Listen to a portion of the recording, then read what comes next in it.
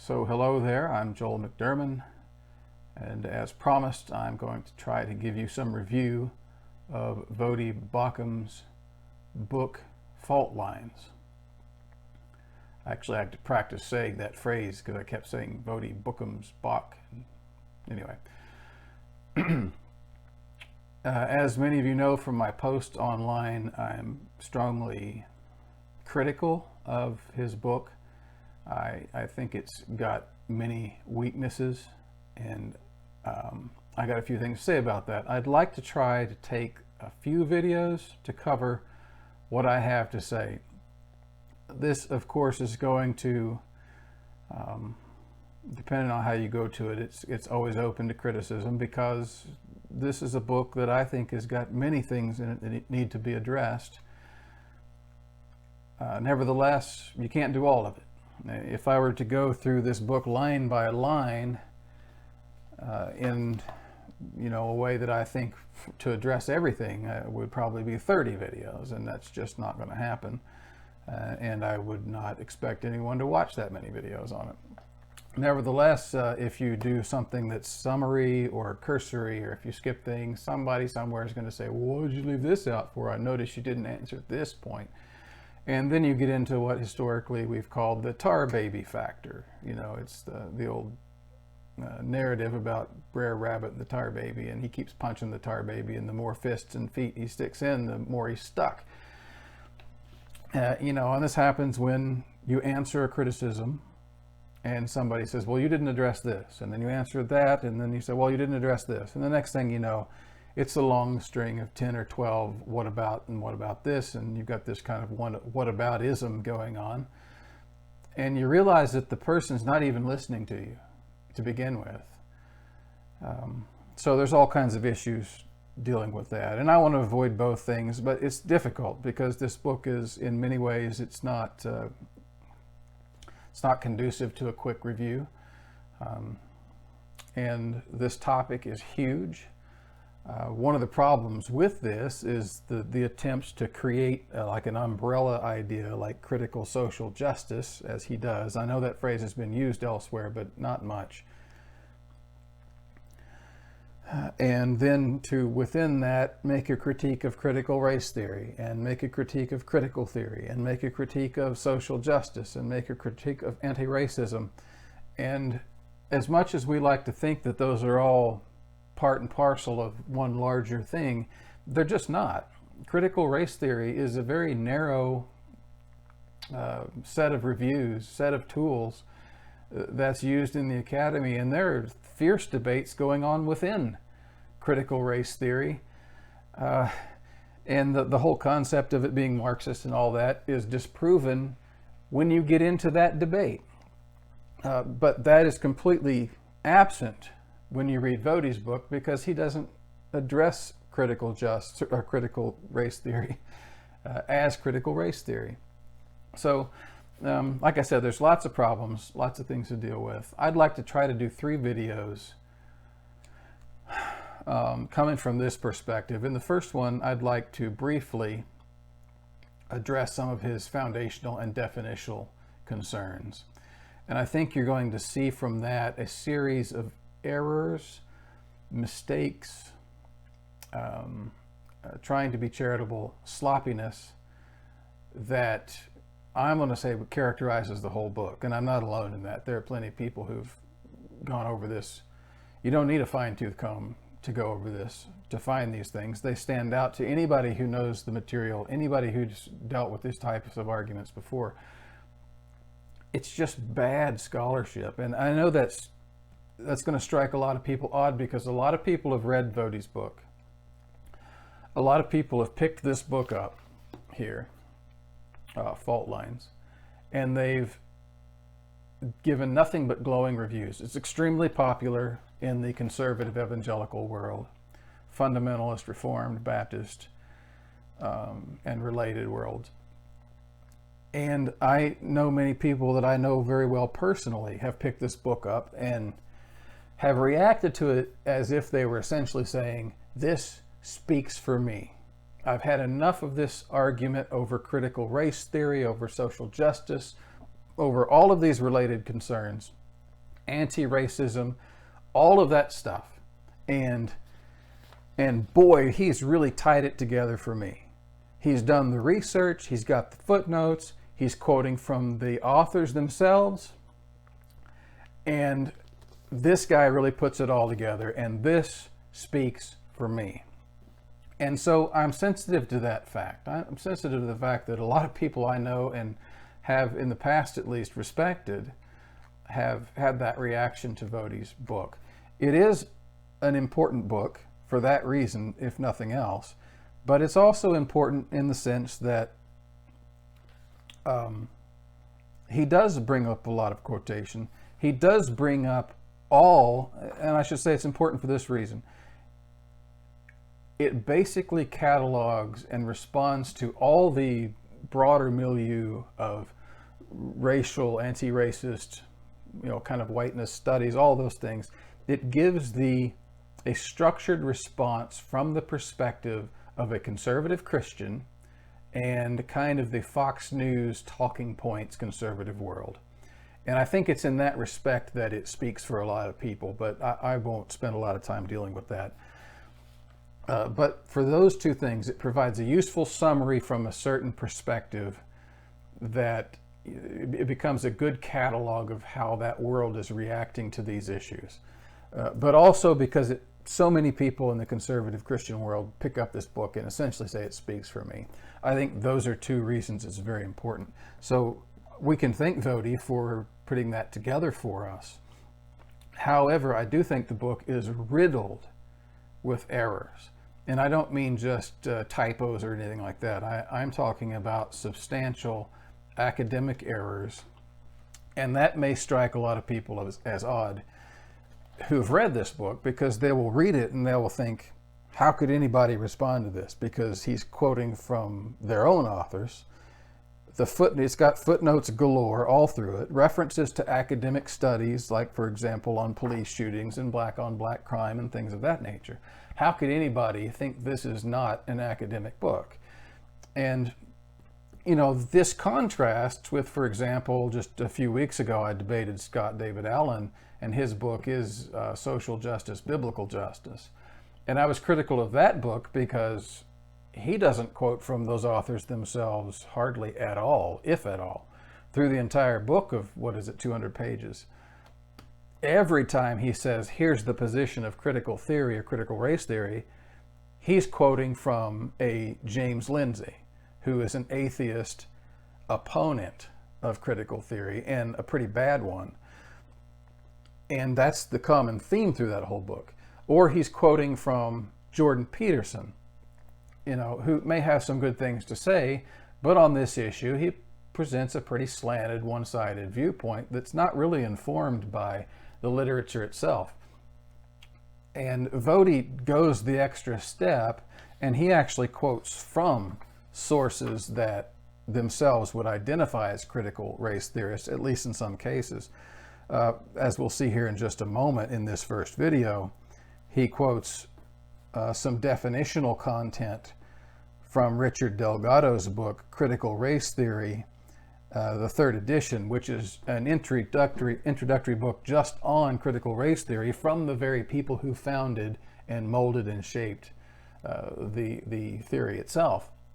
So you would think that this is good, but there are multiple levels to this, and I've taught this my entire career. Back when I was publicly teaching Reconstructionism, theonomy, all that kind of stuff, postmillennialism, when we would beg for opportunities to interact with people from the Two Kingdoms world, Michael Hortner, those guys, David Van Drunen.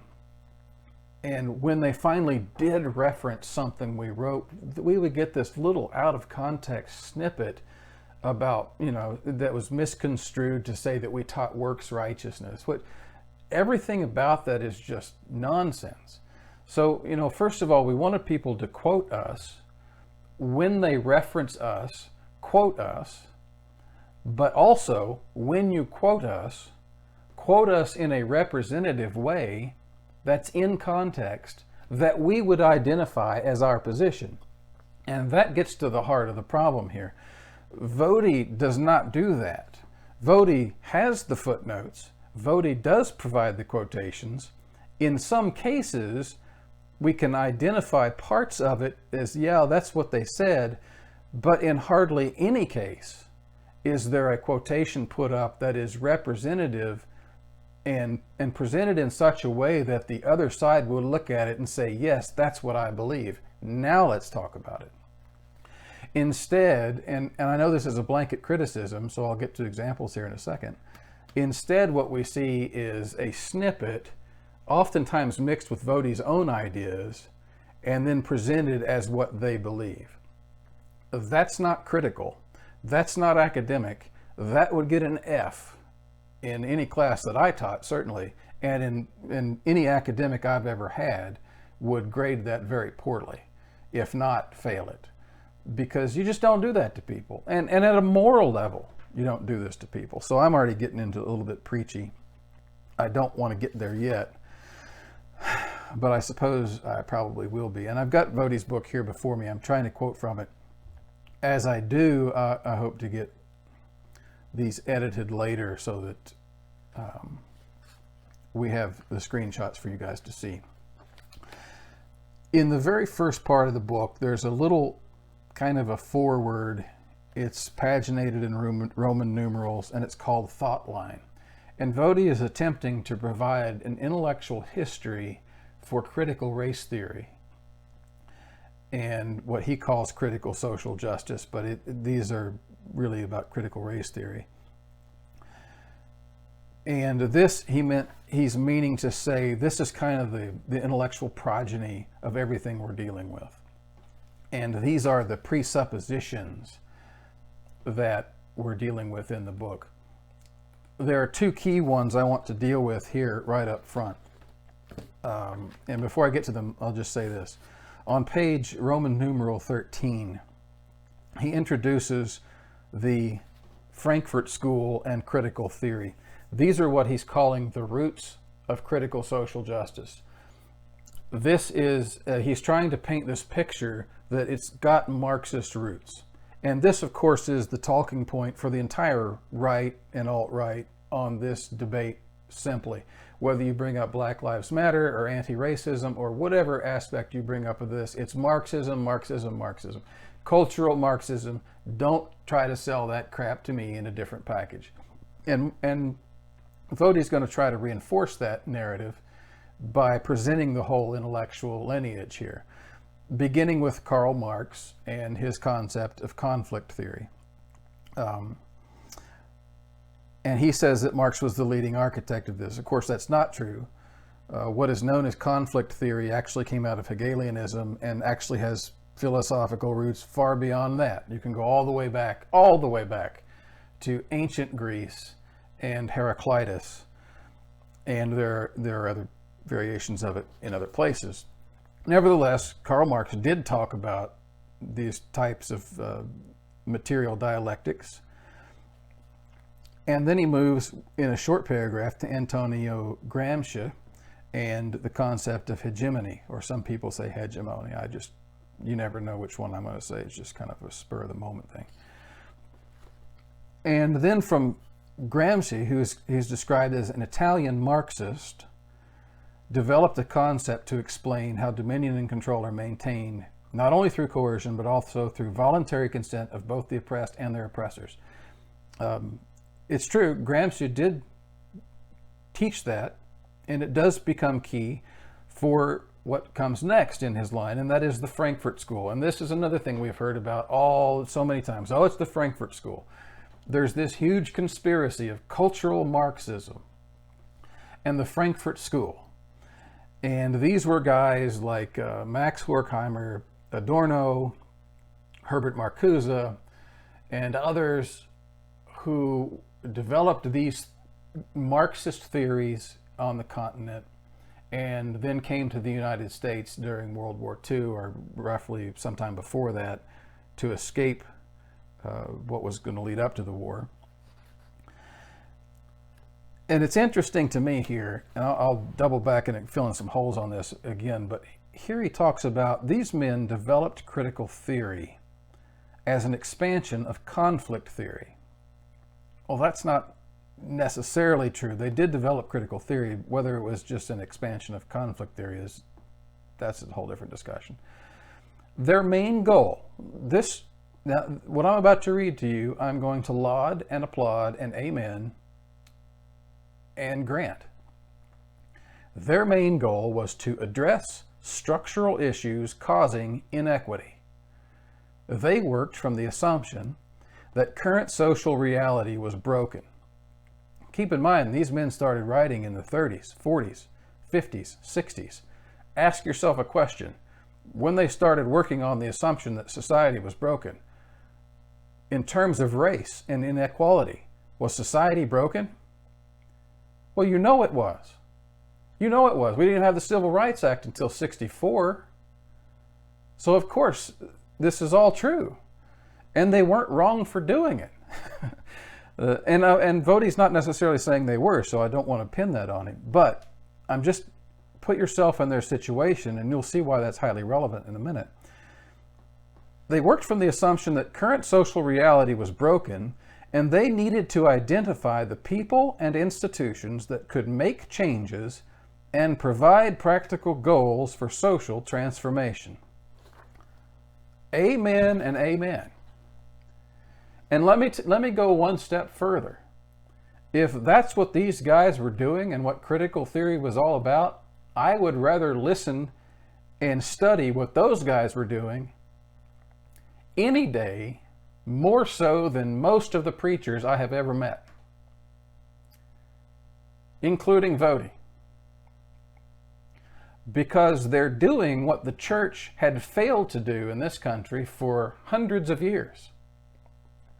And that is, identify where the problems in society are and then do something actually to change it. Now, my friends, if that's Marxism, count me a Marxist. But as you know, that's not what Marxism's all about. And all this stuff, I don't want to get, all this stuff about Marxism and Gramsciism and the Frankfurt School, there's plenty to criticize there. There's plenty to disagree with there. But to get to this blanket criticism of Marxism, let me say two things. First of all, it's not Marxism. Gramsci, however you want to say it, was not a Marxist.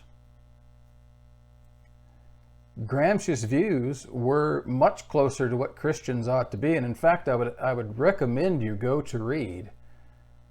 There is a book entitled Future Christianity. It was edited by Alistair McGrath, good, solid, evangelical, hardcore, conservative, free market-minded guy. He edited this book. It was composed of several, select authors. And I believe he wrote the essay, but if I'm wrong, that's fine. You can correct me. But I believe he wrote the essay on the methodology for looking toward the future for the church. And his model was, guess who his model was? Antonio Gramsci. Now, he's not trying to follow Gramsci in socialism or in many other areas that he would have wanted to bring about. But in the general methodology of teaching and changing people's ideologies as a means, influencing people's ideologies, beliefs through art, entertainment, literature, a variety of things, education, as a way of bringing about this positive social change. That was the means. And of course, he demonstrates where Gramsci got the idea. It was from Martin Luther. So I recommend that essay to you. Now, Gramsci is not some great hero that we all need to follow. We would critique him. We would critique him on many points. But he was not a Marxist. And in fact, this is a story that needs to be told more widely. He didn't just tweak Marxism. He literally turned Marxism upside down on its head. And he was a hated man. Who hated him the most?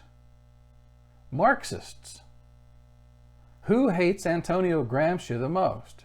Marxists. Who hated Antonio Gramscism the most? Marx.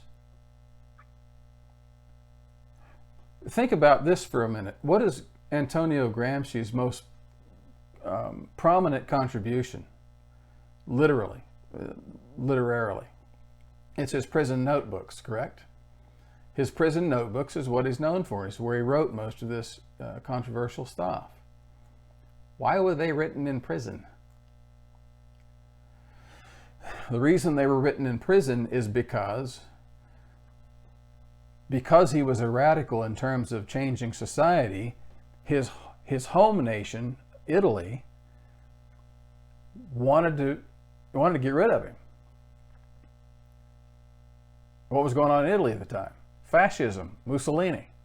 He was an intense critic of fascism. But he couldn't escape to the east or to the north or to some other places, because if he did, it was all communist bloc controlled country. And guess what they would have done there? You think they would have put him in prison? No. They were going to kill him. So in the end, Antonio Gramsci had a decision between being killed or being put in prison in the homeland. He chose prison. So anyway, just a little piece of trivia there for you. The whole point of it was Marx's doctrine, Marx's basic doctrine, that alone probably can be called Marxism, was the concept of scientific materialism or dialectical materialism. His view was social conditions are caused by material conditions. If you want to change a people's ideology, whatever else, change the material conditions. It's the economy, stupid. All right, redistribute the wealth. Take the property and distribute it equally. Take the jobs, distribute them equally. The means of production, make them owned by the state so that everybody has a fair share. When we do that, we'll get rid of Christianity, because that is just a superfluous addition that has grown up out of the way things are organized already. He believed he was a material determinist. If you change the material elements, you will change everything else. And you can see this in many of his writings, of course. Gramsci came along and said, no, in fact, not only is that wrong, but Marxism has failed. And of course, Gramsci is in the 1920s or 30s, and he says, specifically, we can look back now and see that your Marxist revolution failed specifically because you got it upside down and backwards. What we need to do is change the people's ideologies first, because it's the controlling of people's minds that have made them consent to live in these conditions.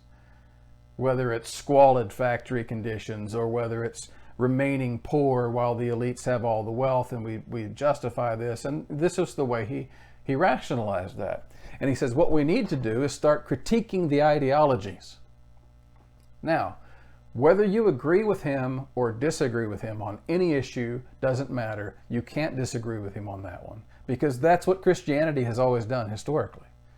That's what all you guys that are apologists and presuppositionalists, all of you are doing the exact same thing. It is what we call a worldview critique. We step inside the other guy's worldview, we do an internal critique, we expose the arbitrariness and inconsistencies in it, we show where it's incoherent, and then we compare it to the Christian worldview to show where the Christian worldview is superior and doesn't have those incoherencies or deficiencies.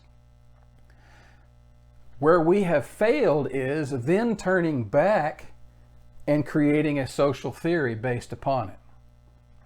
And that is where Marx and these guys also, because they didn't entirely abandon Marx, but they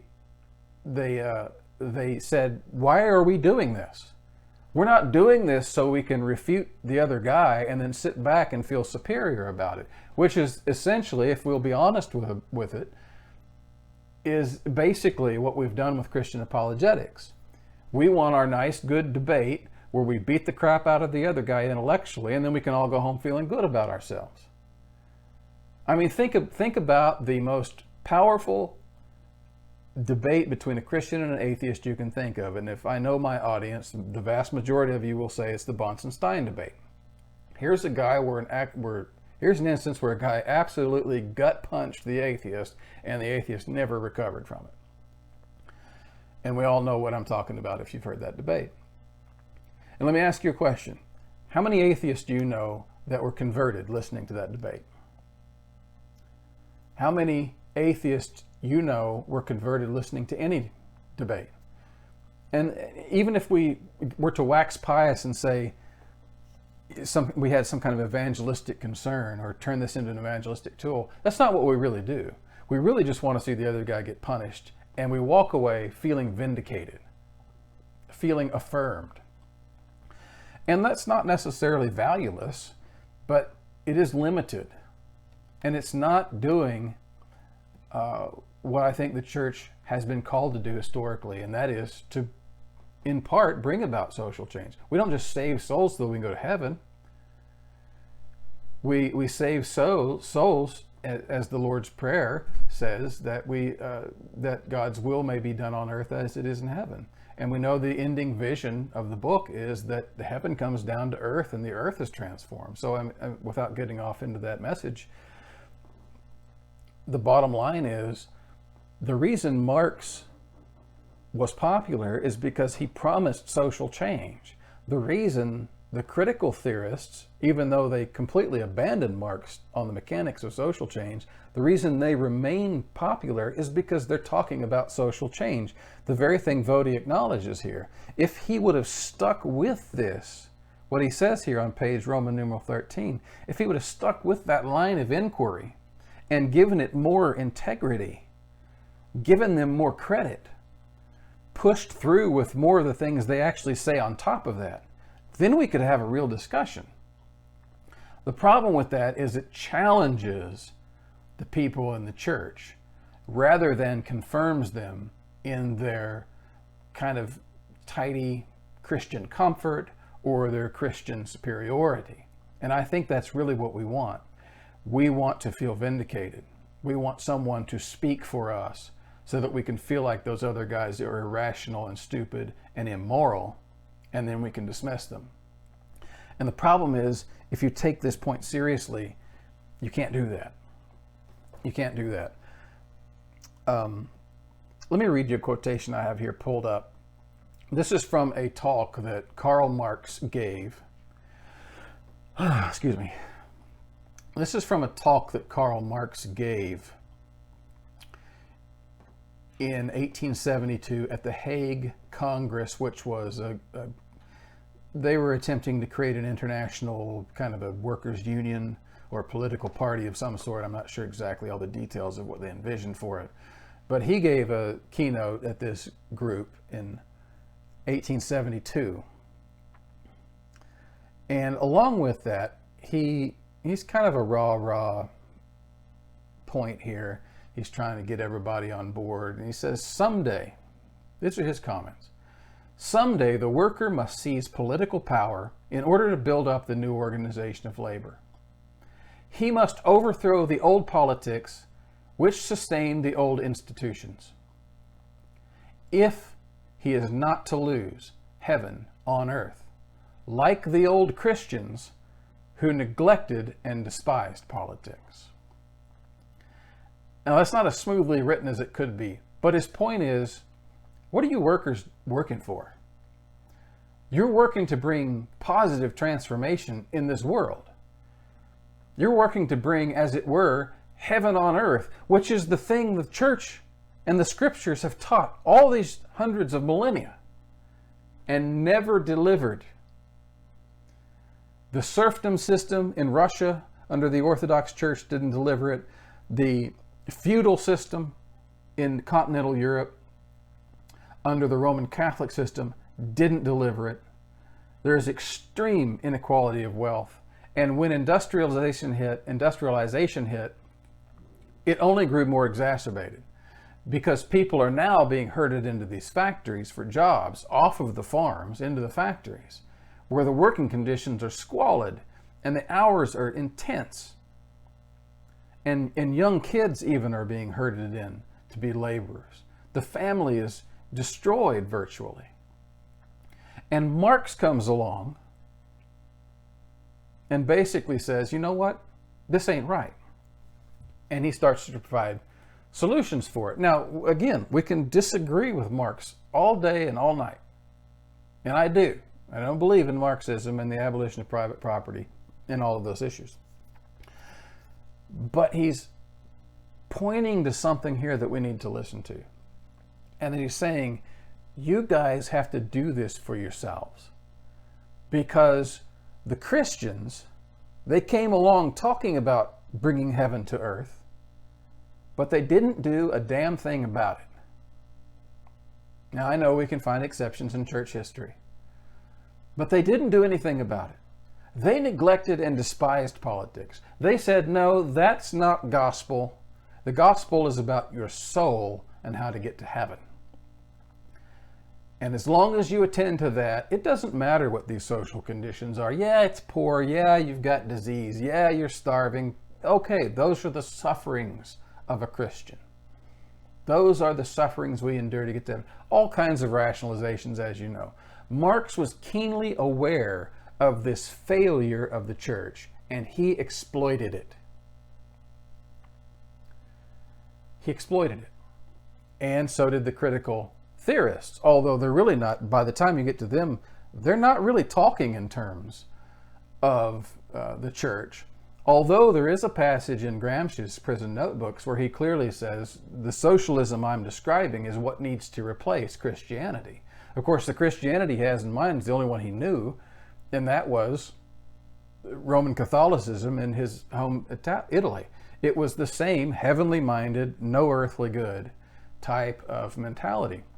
And again, I know there's exceptions, but what I'm calling you to do here is look at this in terms of why are the pagans the ones that are intensely developing these theories and working hard on them, and for the church it's just lip service and afterthought on social theory and application. And indeed, worse than that, when we come to the race and slavery issues, the church was at the forefront of justifying what was being done, no matter how gruesome of an aspect it was. I mean, with limited exceptions. But even then, there were things that should have been exceptions and weren't. Why was the church justifying it? I'm not talking about some fringe group. I'm talking about the whole conservative, Bible-believing, evangelical church in America supporting the racism, defending the racism, writing the treatises for justifying the racism.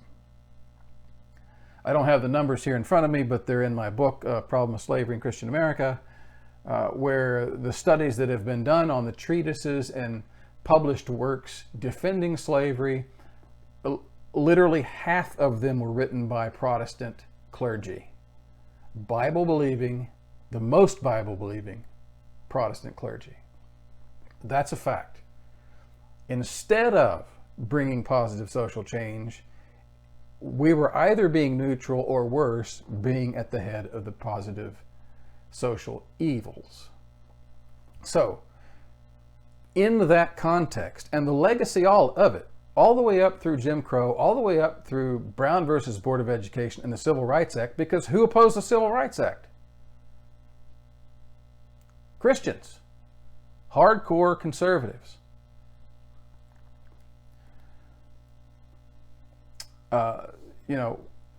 And this is true for many issues. All the way up to that time, critical theory is the one working to identify people and institutions that could make changes and provide practical goals for social transformation. It was nothing more, nothing less than picking up on the failures of the Christian churches. Now, I don't care what books you want to write. You can write this book 100 times, you can write 100 of these 500-page books, I don't care. But until you address that issue, why we didn't do it then and why we don't do it now, you don't have a case. You have a divided society. You have CNN harping on one side and Fox News harping on the other side, and you are floating right in the boat with Fox News. It is not a principled position. It is not an exegetical position. It is a socially defined position.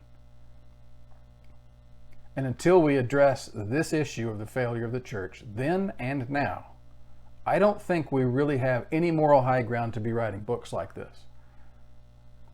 I'll get to that more in the third video. So,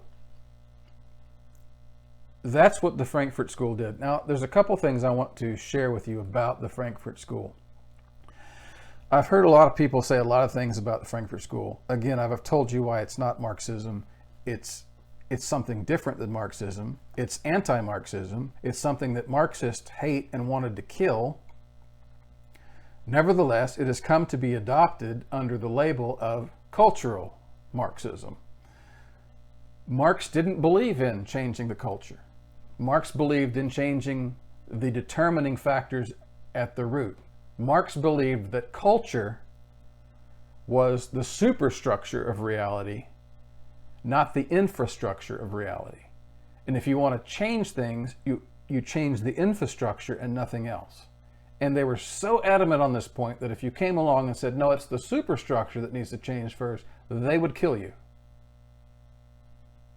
So, so-called cultural Marxism is not Marxism.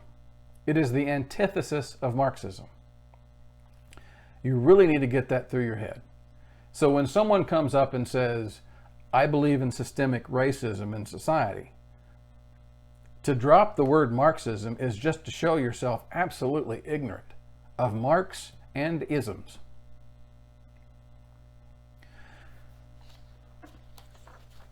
So I want to move forward on this. Again, there's so much you have to skip. But putting it all together, he says, he gets into this issue of what is critical, what is a theory, but he adds this little caveat, and I want to address this because there's plenty, this goes to the heart of it. It'll come up again here in a second when we address the tenets.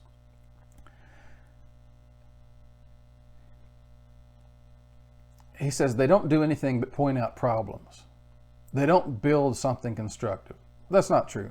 It's just absolutely not true. There are plenty of organizations out there doing positive things.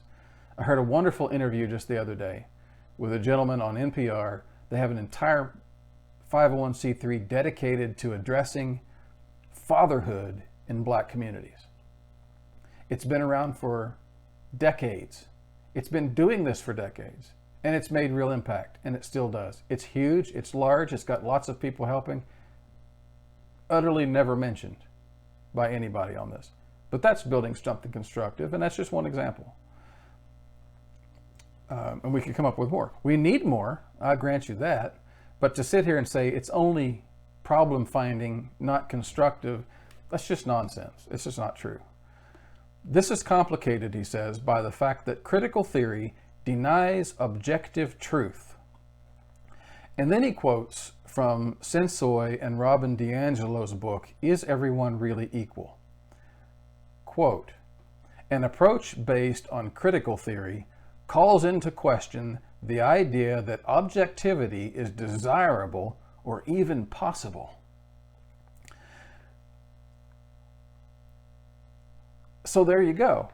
This movement denies objectivity, and you can't have anything that's more anti-Christian, as we see it, than something that denies objective truth.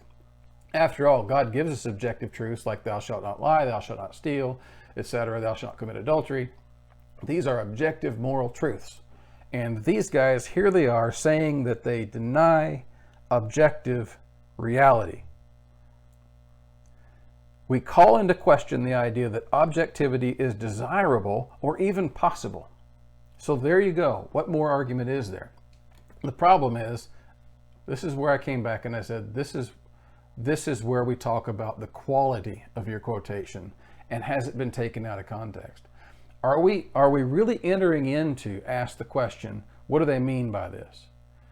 I mean, if it's abstracted from an overall theory and just presented like this, well, yeah, of course, prima facie, it seems like they're denying objectivity. But are they really? Well, there's been some work done on these areas, and there's a great writer, great blogger named Bradley Mason, aka also a carpenter. And the reason I bring him up is because he already addressed this in his blog, and I don't like rehashing the wheel, reinventing the wheel. And so I'm very open to stealing all the work I can, as long as you give proper credit. And he brought this quotation out from the same book Voddie's quoting from, just a few pages beforehand, literally 2 pages before where Voddie's quoting from. Sensoi and D'Angelo make this point. I'm looking out the window and there's a rock there. What do you mean there's no human objectivity? All right, so they're answering the very objective the objection that Voddie's brought up here. They understand when they say we're not interested in objectivity, may not even be possible. They are anticipating that a lot of people are going to say, whoa, wait a minute, come on. I mean, are you telling me that, we're not talking to each other right now? What are we all, just brains in a vat? There's all these philosophical discussions. We all believe in some level of objectivity, and they do too. She makes it very clear. There's no human. I look out the window, I see this rock. A rock is a rock. I see it with my eyes. Yes, you see a rock, but, okay, see there's the affirmation. We all believe in objective reality. Okay, so let me just extrapolate and get into the thing that really matters, just as an aside. So yeah, if black people are killed by police at higher numbers, higher percentages than white people, and the claim comes by and says that's systemic racism, we understand that in some of those issues, that in some of those cases, if a black person is a general criminal and he's breaking into somebody's house, all else being equal, maybe not even high on drugs or alcohol, he's breaking into somebody's house to steal their jewels, and somebody meets them in the house with a gun, and they don't know if the person's breaking in to rape, steal, kill, or destroy, and they shoot the guy. Or let's say, for example, the police catch the guy and he's going for the policeman's gun, or he has his own gun. He's literally pulling out his own gun in broad daylight, and the police gun him down. Okay, that's probably not racism. That individual act within the context of the acts between the two peoples is not an act of racial prejudice on the police officer. That's objective truth, yes, and nobody is denying that. The problem with this is, like N.T. Wright quotes, I forget who said it, but he always quotes this, that the problem with theology is that you have to say everything all the time, or else someone will accuse you of leaving something out on purpose. Man, that is true in this discussion, let me tell you. That is true.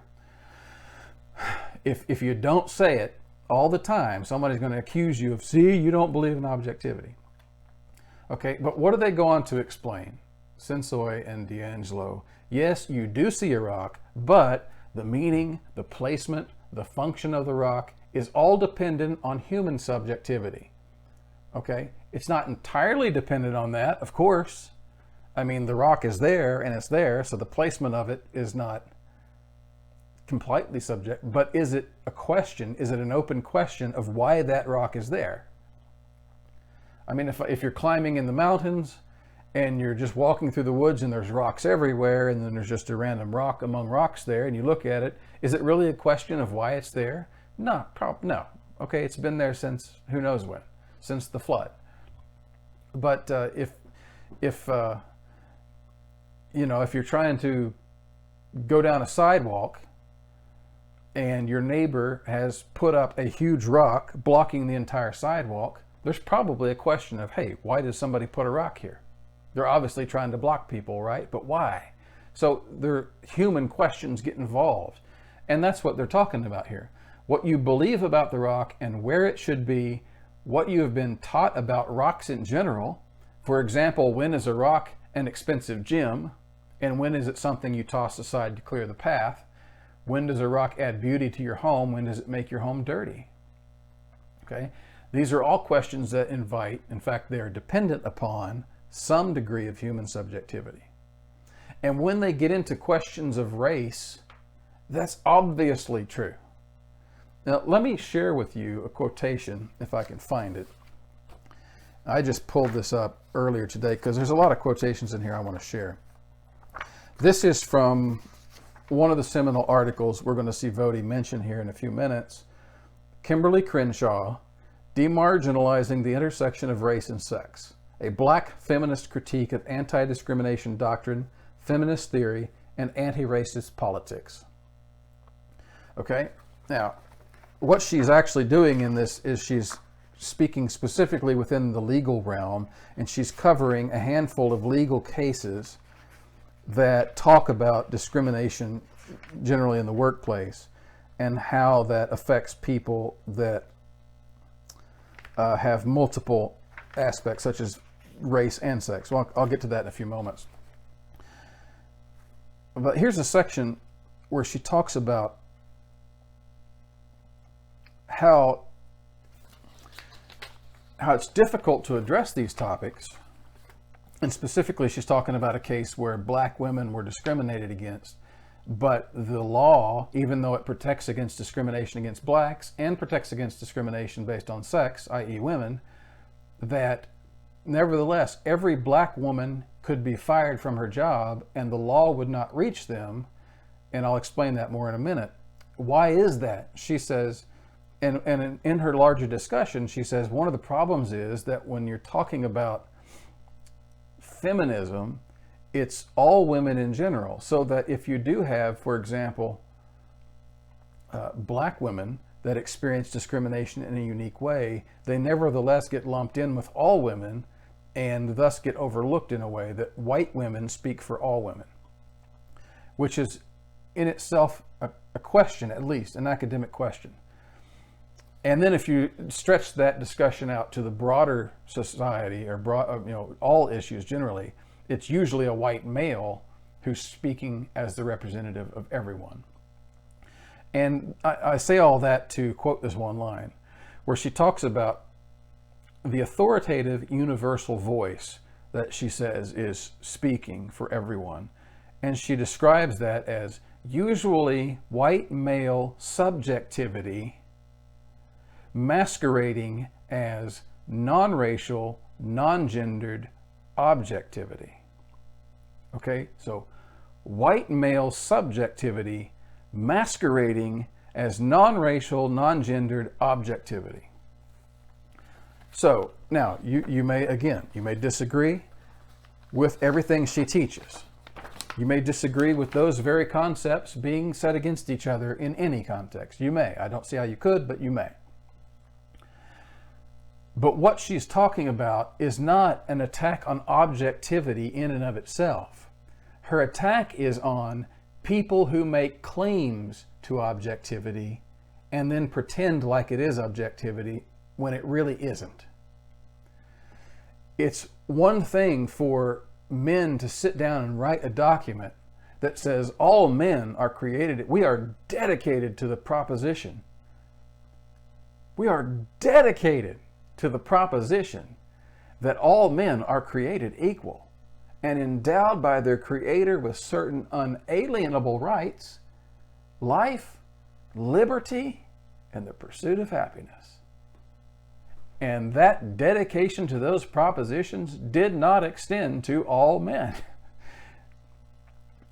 It didn't extend to them, did it, when it was written in 1776? They weren't so dedicated to that dedicated proposition. It didn't extend to black men or black women or black children. It didn't extend to a whole class of people. And in fact, probably more than that.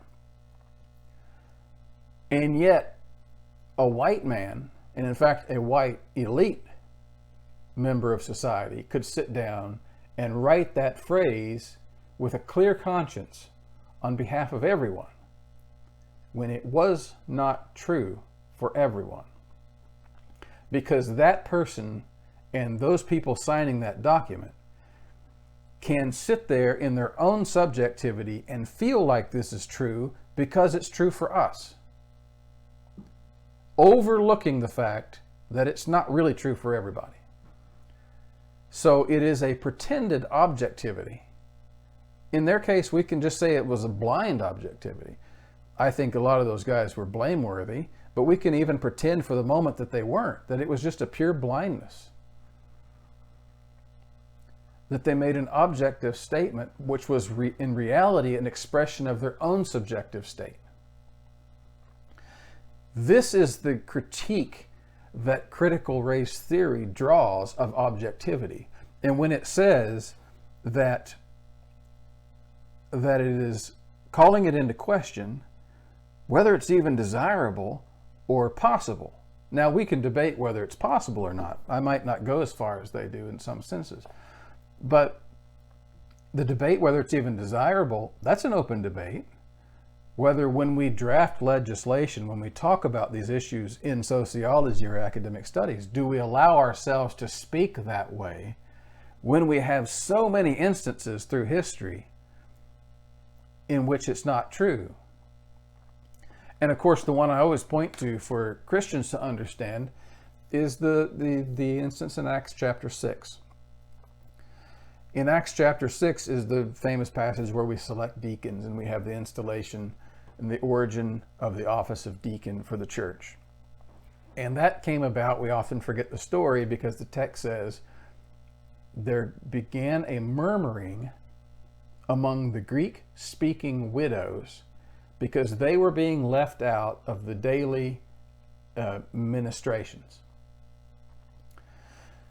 And when this complaint was brought to the apostles, therefore they chose out, they said, you guys, we don't have time to deal with all these matters. We're studying and teaching scriptures, but we do need to address it. So we're installing deacons who are men who are here to go meet people's needs.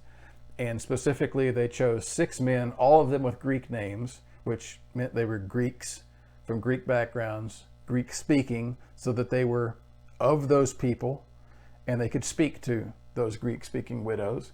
And they would, from that point on, see that that need was not met. This is actually getting down the road into the intersectionality critique, because they weren't just Greek-speaking people or Gentiles, they were widows. So they were Gentiles and women, which was a dual issue.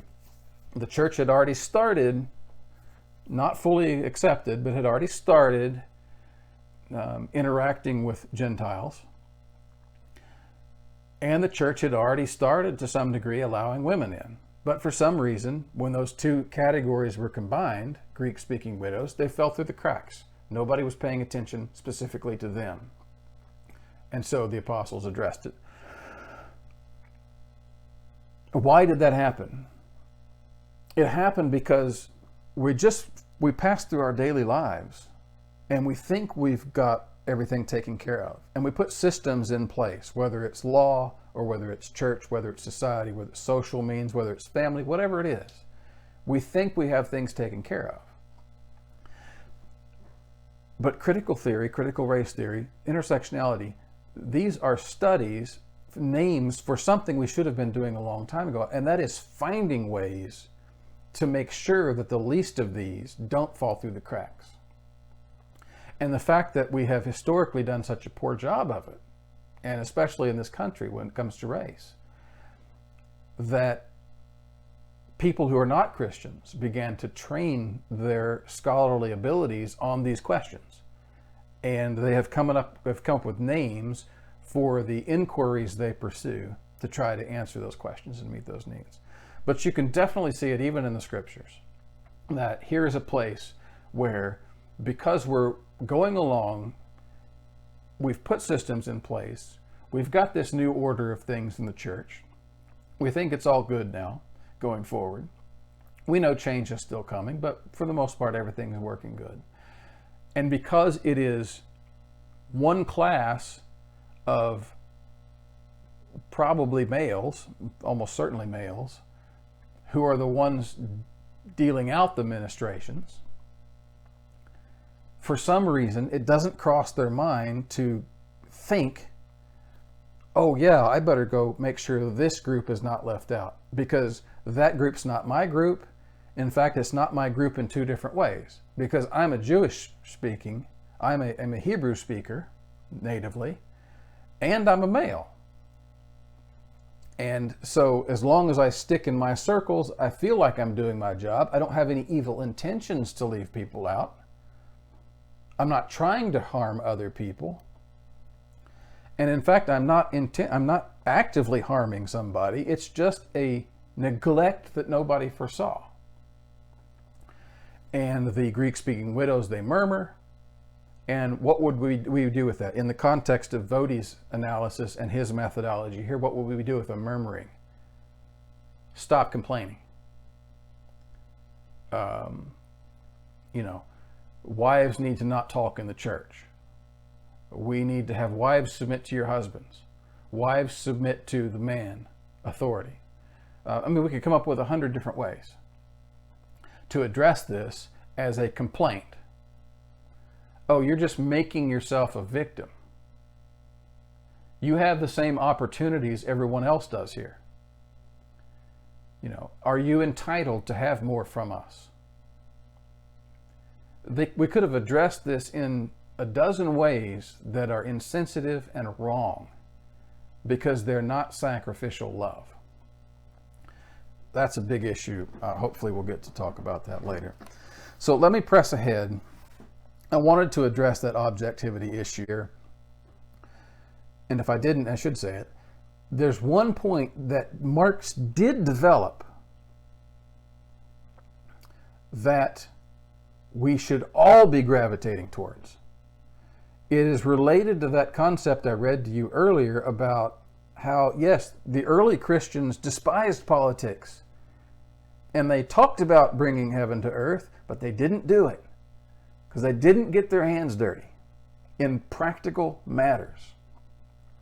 And they did that in the practice of their lives, and they also did it, he didn't say this in the talk, but I'm adding this, they also did it in terms of how they wrote about reality, truth, etc. And definitely intellectual history. And it's this point that is crucial in Marx that the critical theorists did pick up and which we should pick up too. And that is the context that when we're critiquing claims to objectivity, we have to look and realize that we are all subjective in our own situations. Theories, theologies, philosophies, ideologies are all social artifacts. They are not abstract things that exist out here on their own. They are not true in and of themselves, although we can say God's word does give us certain abstract truths. But even God's word came to us in a certain package in history that we have to deal with. And when we formulate developments of what is true, we are doing so in a particular historical concept, and we may pretend that we transcend that, but you don't. You don't.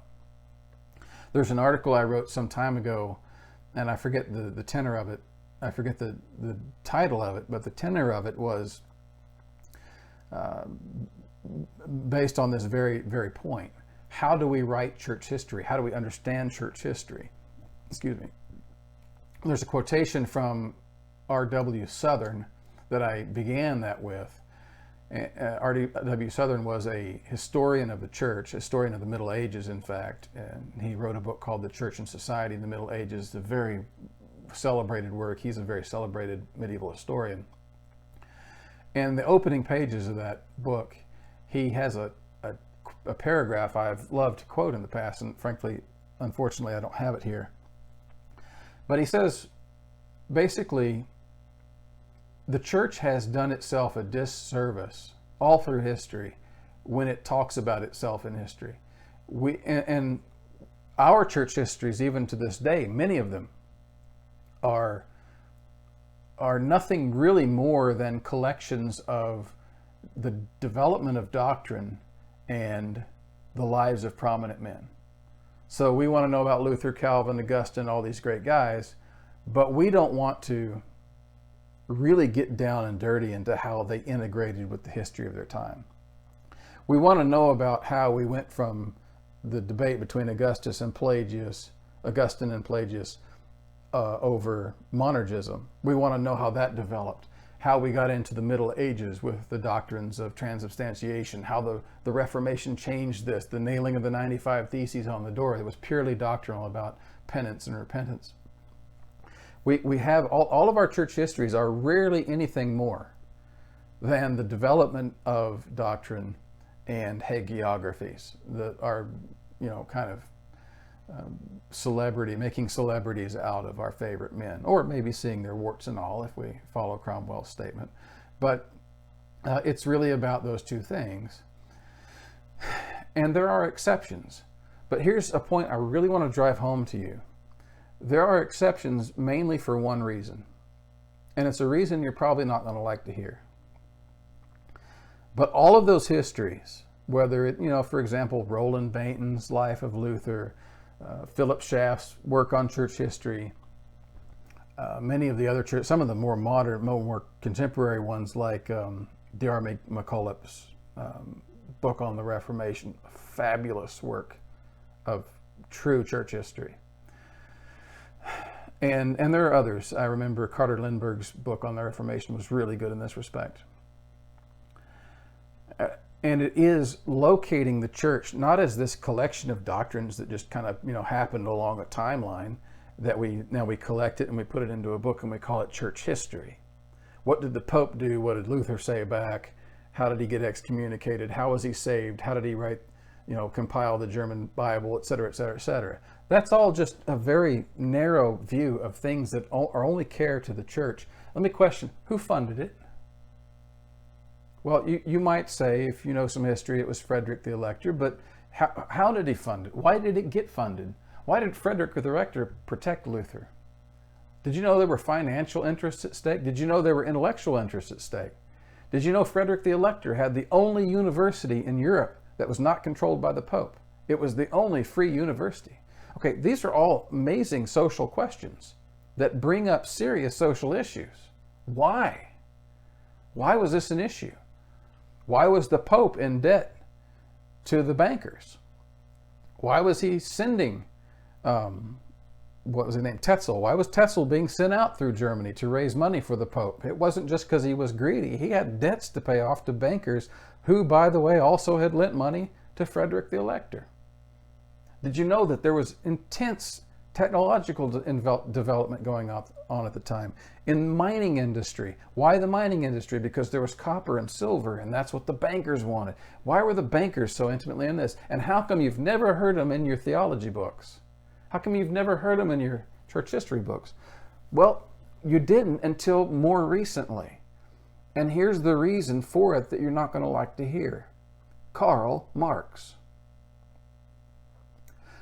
Nobody, with very few exceptions, with minor exceptions, nobody wrote integrated histories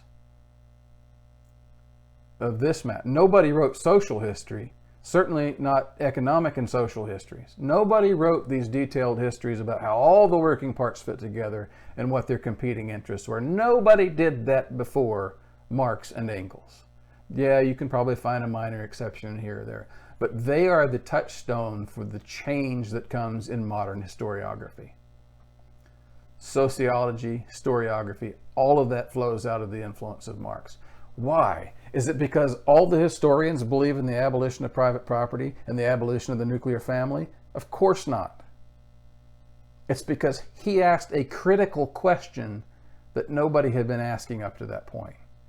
And that was, how do our social forces in which we live influence the things that we believe and say we believe? Now, Marx himself, again, would have been a materialistic determinist. He would have said the economic conditions underlying were what influenced those decisions. But it doesn't take much of a step beyond that. I mean, first of all, he's the first person that starts asking those questions, and then the succeeding historians just start to look at it and say, well, we don't have to be determinists. materialistic determinists to ask these questions. But you know what, Carl? That's a pretty darn good question. And by the way, why haven't we been asking these questions all along?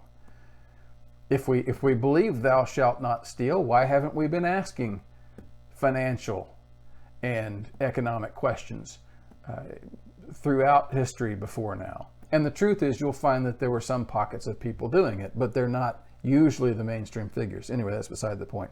My point is, you owe it to Karl Marx that you have a good church history in your hand.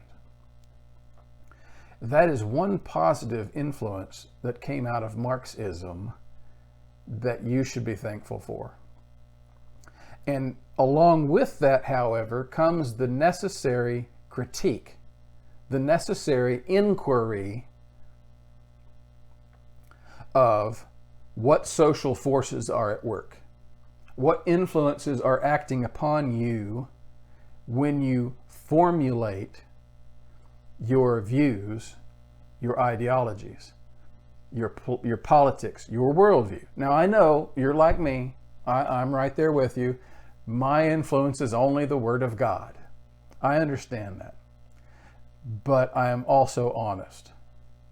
And the truth is, in our situation in history, if we're like all the other men throughout history, it is rarely the case that we are so purely influenced by the Word of God that we're not also influenced by aspects of our culture. In many cases, it's really just the intimidation to speak up for something that you know is right, but you're intimidated to speak up for it. And all you need is a slight hair of a rationalization for you to go, yeah, I don't believe that either, when in reality you know it's right. But if you stood up for it, it would cost you your job, or it would cost you your place in your coveted hierarchy of friends. It would cost you your place in your ministry. All those kind of things. So critical theory comes along and it starts asking, what are the practical things we need to evaluate? How can we look at the whole situation of society critically in order to find out what is the cause of this problem and how do we fix it?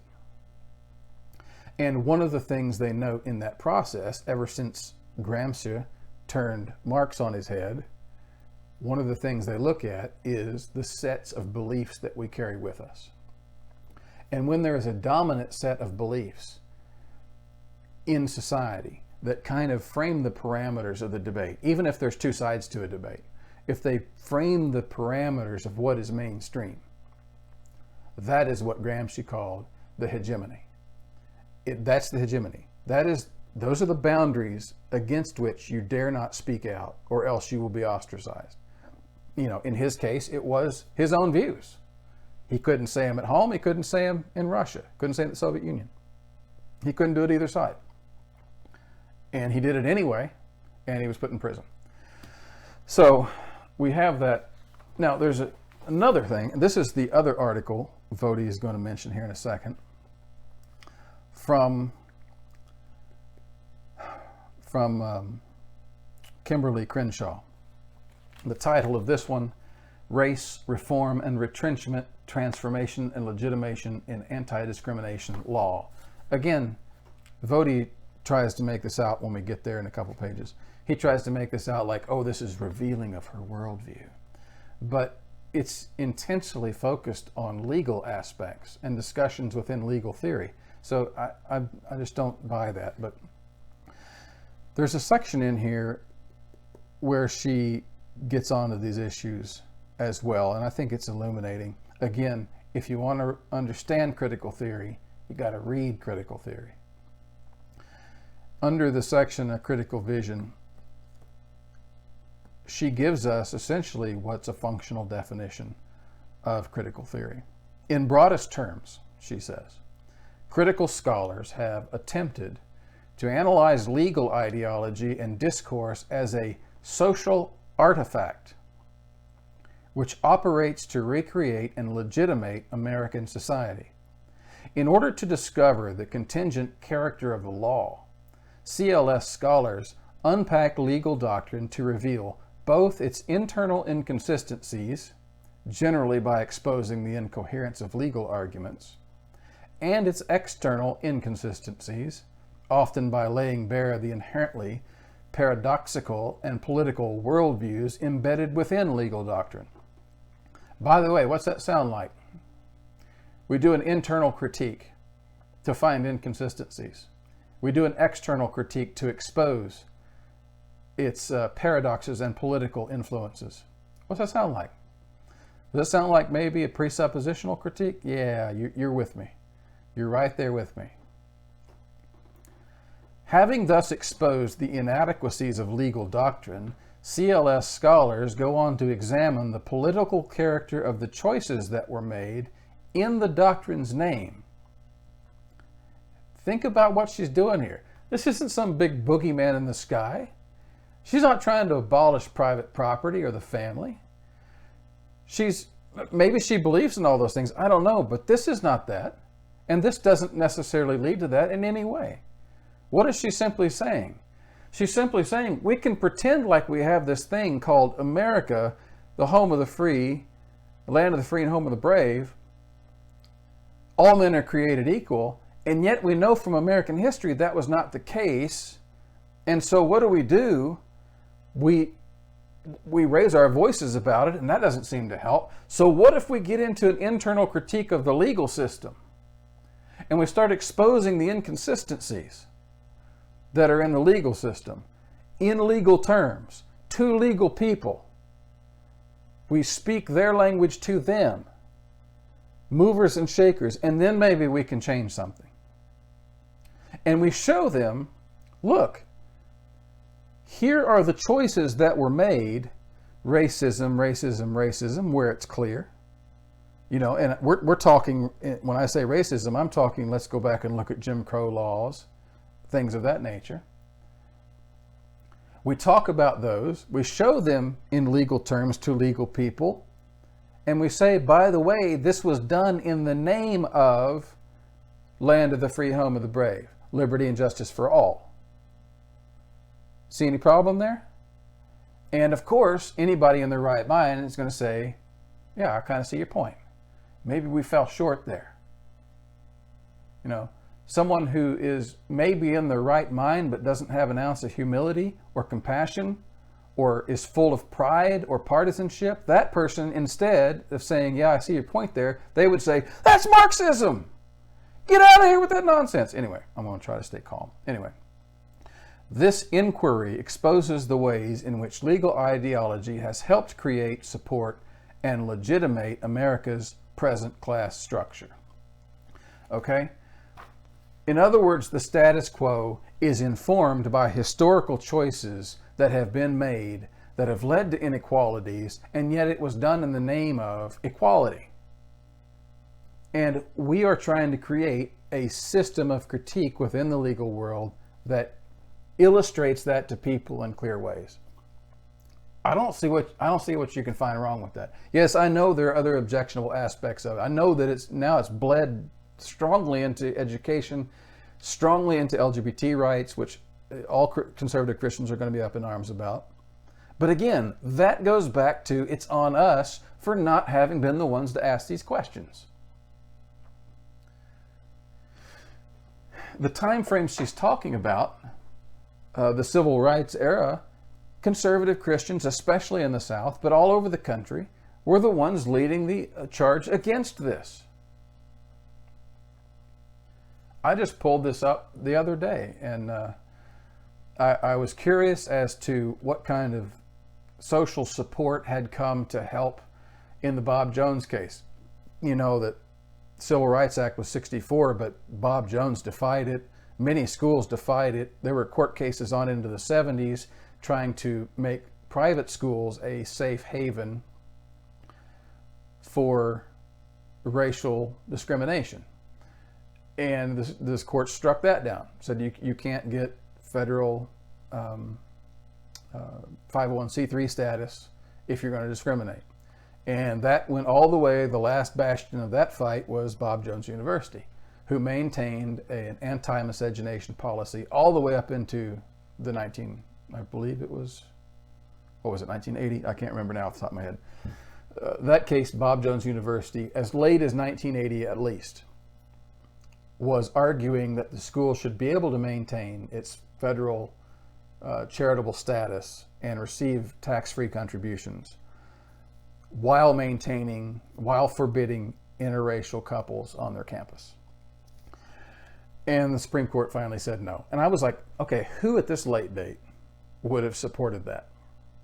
And I went and pulled, in the legal databases, I went and pulled all the amicus briefs. These are the briefs that people will write to the Supreme Court saying, yes, we support one side or the other for these reasons, and they'll put up all kinds of constitutional and legal reasons. Those are called friend of the court briefs or amicus briefs.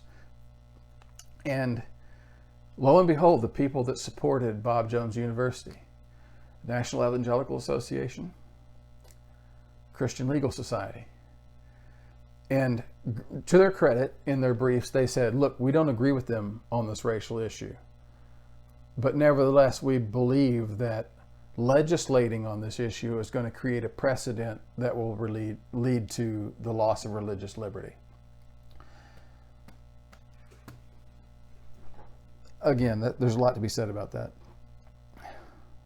I think it's tragic that groups of leadership like the National Education Association were not the first and foremost crying out on these issues, not in 1980, but in 1880. And of course, the NEA wasn't around back then, but groups like them. But instead, it was our conservative Bible-believing churches that were the ones arguing for segregation and separation. Again, I've written a whole book on that, and I'm trying to get through Voddie's book here, at least in this first video, which is now almost an hour and a half long. Couple things. Okay, I want to get to 2 points that stand out that really, I think, stand as representative of the quality of Voddie's book across the board. And they are right here in these early pages in the definitional section on critical race theory. And this is interesting because he's doing this in a way to bolster his intellectual integrity and protect himself against the charge that he's not quoting critical scholars in their own words. One of these instances goes to that more so than the other.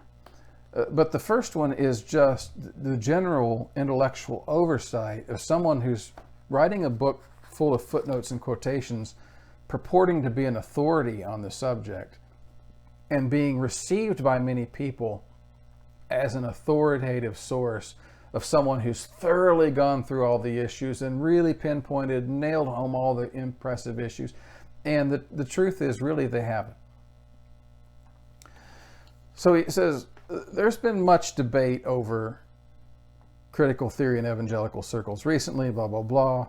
So I'm merely taking its founders and practitioners at their word. And so here's a quotation he puts up as a definition of what critical race theory is in their own words. And he says, according to the UCLA Luskin School of Public Affairs, and let me have an on-screen version here. Quote, CRT recognizes that racism is ingrained in the fabric and system of the American society.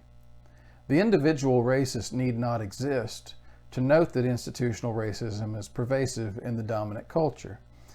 This is the analytical lens that CRT uses in examining existing power structures. CRT identifies that these power structures are based on white privilege and white supremacy, which perpetuates the marginalization of people of color. CRT also rejects the traditions of liberalism and meritocracy. Legal discourse says that the law is neutral and colorblind. However, CRT challenges this legal, quote, truth by examining liberalism and meritocracy as a vehicle for self-interest, power, and privilege. He goes on, Voddie adds, many discussions of CRT have referenced this definition, and with good reason. And he goes on to give his reasons for that, which are not necessarily substantial to the point. According to the UCLA Luskin School of Public Affairs, this is the definition of CRT. And many people have used this definition. The problem with this is that this claim is not from the UCLA Luskin School of Public Affairs. It's not from UCLA. It's not from any school of public affairs. It's not from any university school, period. It's not even from any official school, high school, period. It's not from any school. This quotation came from a side website created by a group of students in one part of the UCLA Luskin School of Public Affairs. It's not sanctioned by the school. It's not sanctioned by any professor. It is not put forth as a definition of CRT. Now, let's stop at that point right there. You might say, Joel, you're splitting hairs. This is a minor mistake. And I want to submit to you, it's not a minor mistake. And I'll show you even worse examples in a second, but even this one is not a minor mistake. This shows the lack of attention. When you're defining things up front, when you're wading into this controversy that is this fraught, and the crowning question throughout every discussion you've seen so far is, what is the definition? And you wade in and say, these people say the definition is this. And the problem with that is that those people didn't say it, and it's not a definition. Don't you think you bear some blight, some ding upon your intellectual authority, integrity? Why would this get past editors? Why would you put this in there? Okay, again, I'm not going to harp on that so much. But this is a problem I've seen more often than just here also, is this presenting of something from kind of a corner of the world and presenting it as if it were representative of the whole thing. Well, that's not going on here. Now, by the way, this so-called definition is actually not that objectionable, is it?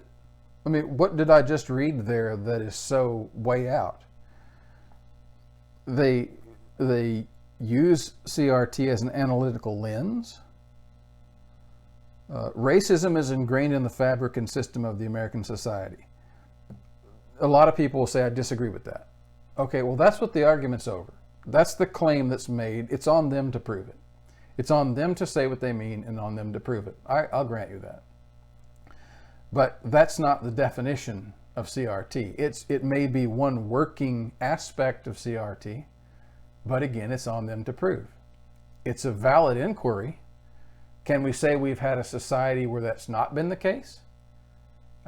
Has the majority of American history been marked by that? Absolutely it has. Well, are we so naive to think that the moment the Civil Rights Act was signed in 1964 that people quit being racists? That entire generation who the day before were kicking black people out of their restaurant and out of their hotels? That it was difficult for a black person to travel in the country because they couldn't get a hotel anywhere? Unless they knew several people along the way, they couldn't go visit any of the national parks. It was impossible. The very same people that were kicking them out of those institutions that Johnson, or was it Johnson, I believe, signs the Civil Rights Act. And those same people the next day was like, oh, well, what was I thinking? Come right on in, you black people. Of course it didn't happen. The ones that did accept them in did it grumbling. And they could call them the N-word. And they could find 1,000 ways to make them uncomfortable while they came in. And they did. And those kinds of slights happened well into the 70s and 80s, and they still happen today. I know people that I've heard them behind, in my own presence, I've heard these kinds of things take place. Now, is it as numerous as it was? No. But is it still happening? Yeah. And is it naive to think that there's racial, is it naive to think when we look at statistics and see rampant disparity in employment, housing, medical care, in a variety of ways, in prison, drug addiction, a whole variety of ways, poverty, is it naive to believe that there is an element of racism still in our society? Maybe not in individual persons, but in the systems that are created and in the status quo ways of living that we keep going through unthinkingly, that those people are still falling through the cracks. I have no question that that's the case.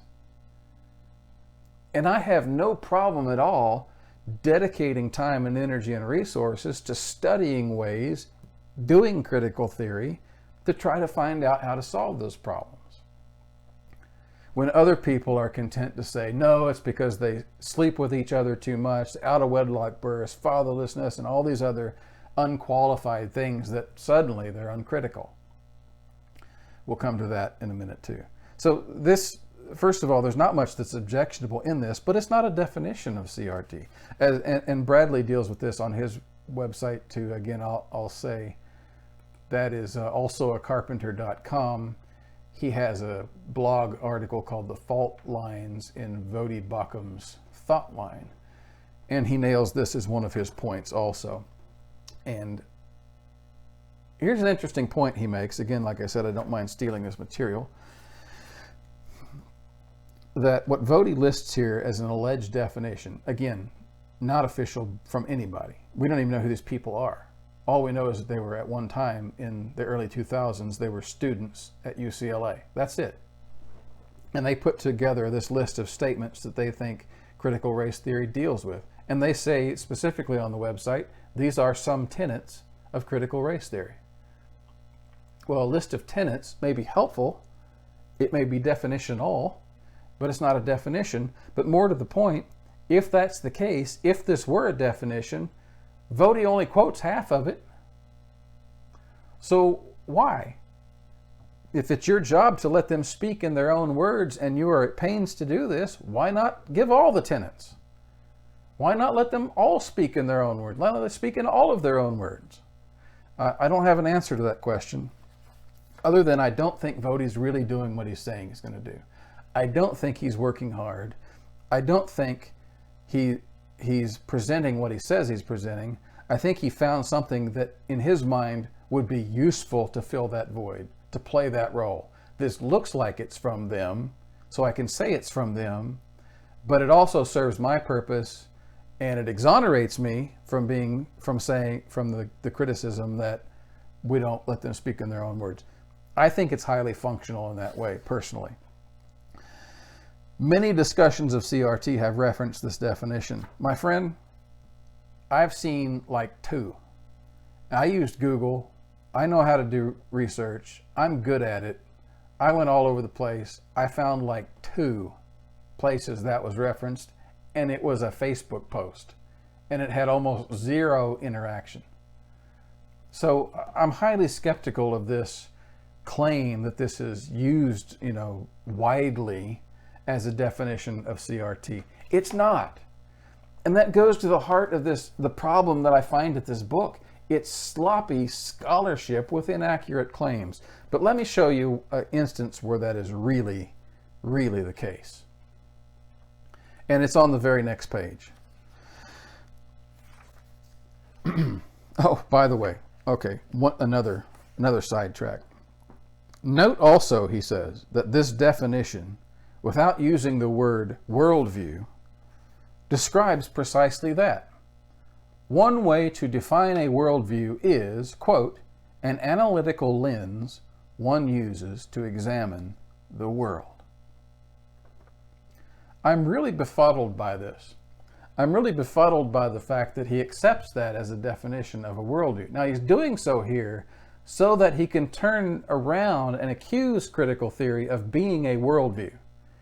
Because it's on that claim he's going to build his later chapters, that it's got its own theology, its own God, its own priesthood, its own canon of Scripture, and thus it's a rival threat to Christianity. It's a comprehensive threat to the church because it's a rival worldview.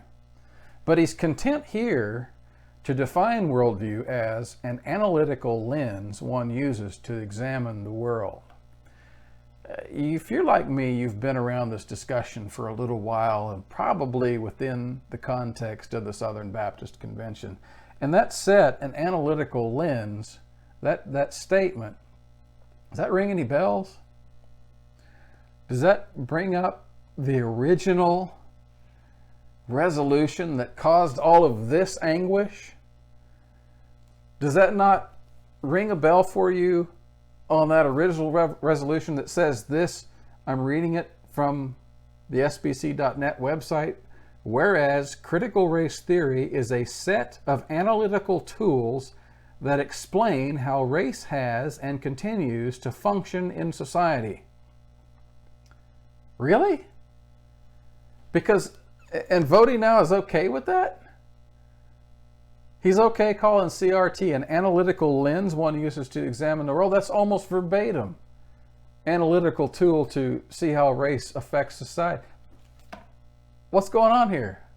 Because when that resolution was written, Voddie Baucham and his whole corner of the world, Founders Ministry, Sovereign Nations, John MacArthur, all those guys were up in arms saying, that it's not just an analytical tool. Are you crazy? It's so much more than that. It's dangerous. I'm befuddled by that now that he can content himself, because that phrase now serves him a purpose. Again, another long side discussion, I'm sure. So let me clear out some of my folders here, some of my tabs, and get down to this issue.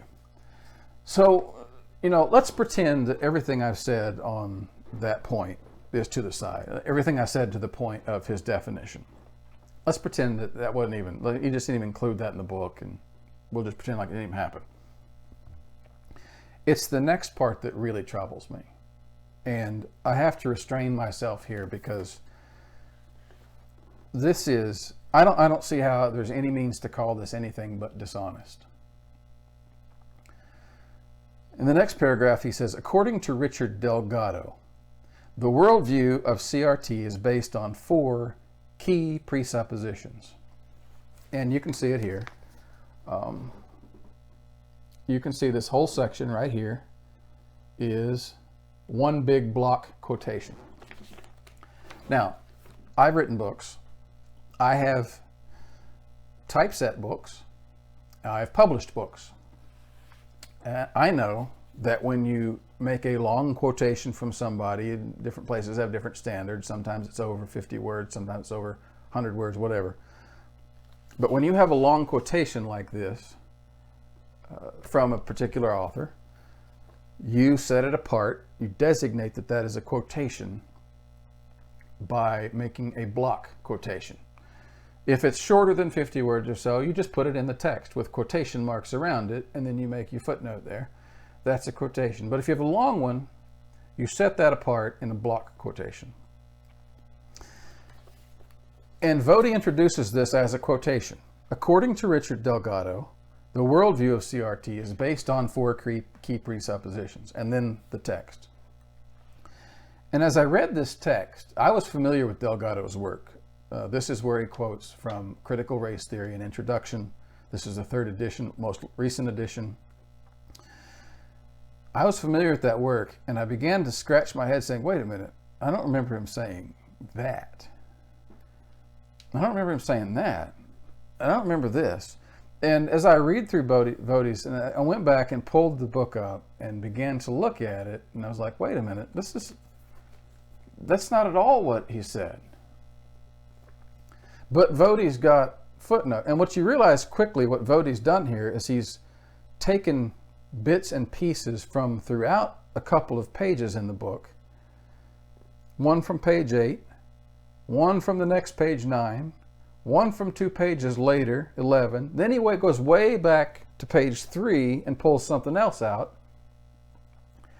And he puts them all together in a single block quotation.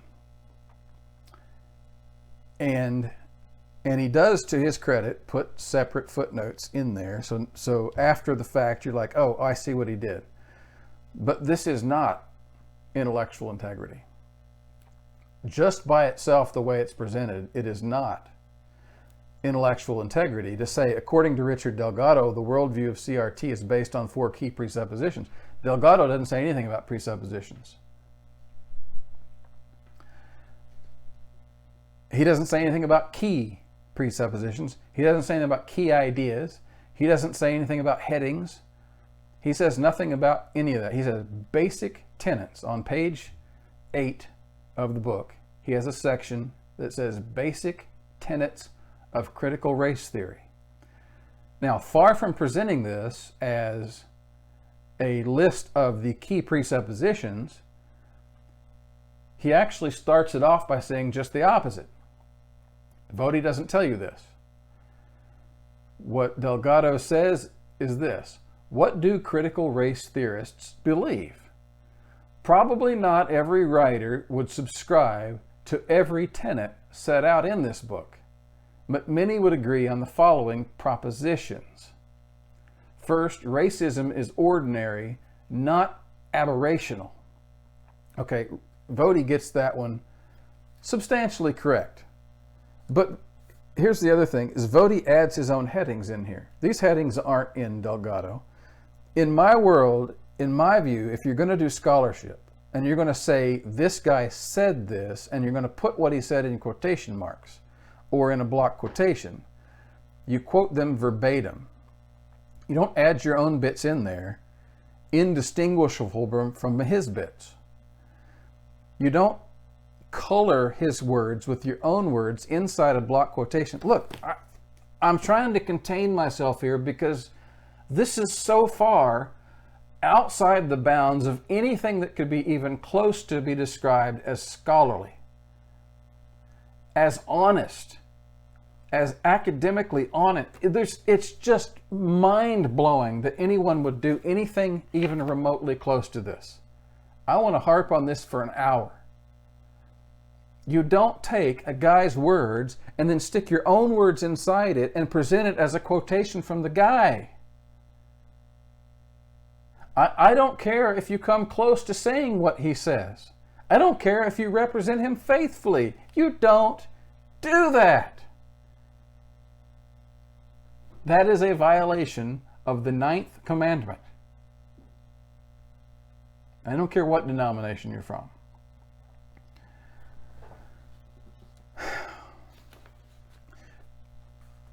Point number 1, racism is normal. Point number 2, convergence theory. Point number 3, anti-liberalism. That is the point on which he jumps clear back to page 3. It's not even in the section. Okay, you simply do not do this. And here's the point that probably, there are actually 2 more points under this heading, that if it couldn't get any worse than putting your words in somebody else's mouth, it's got to be this one right here. Putting your interpretation in to the block quotation as if it were the interpretation from the own author, when in fact your interpretation is a caricature and a demonization of what the guy is actually saying. My friends, this is not acceptable in any venue. Convergence theory, Voddie quotes, racism advances the interests of both white elites materially and working class whites psychically. Large segments of society have little incentive to eradicate it. First of all, that's pulled out of context because he didn't even get the first word of the sentence. That's from page 9, I believe, yeah.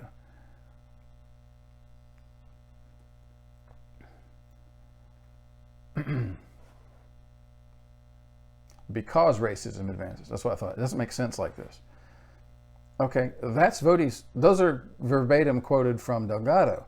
The next sentence in the block quotation says, this means, now think about it, racism advances the interests of both white elites and working class whites. Large segments of society have little to no incentive to eradicate it.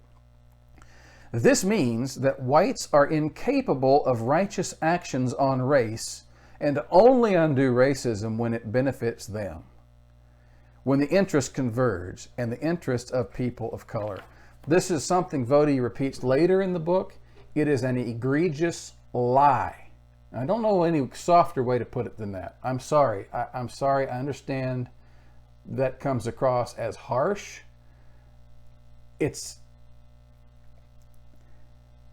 I call it a lie because if he's read the material like he says he's read the material, he knows he has not got that statement from anywhere in the material.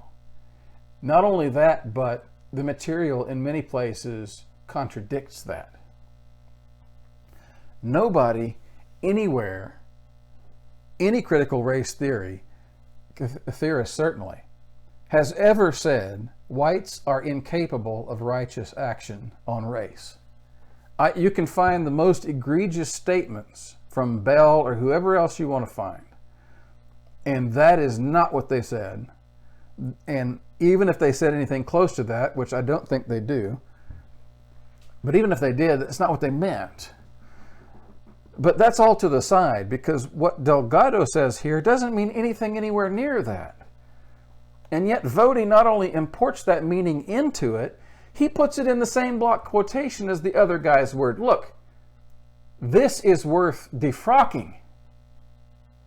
This is intellectual deception, dishonesty to the level the guy needs to be kicked out of office.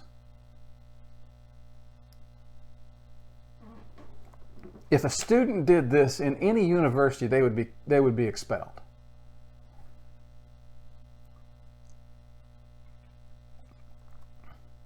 Again, there are probably exceptions.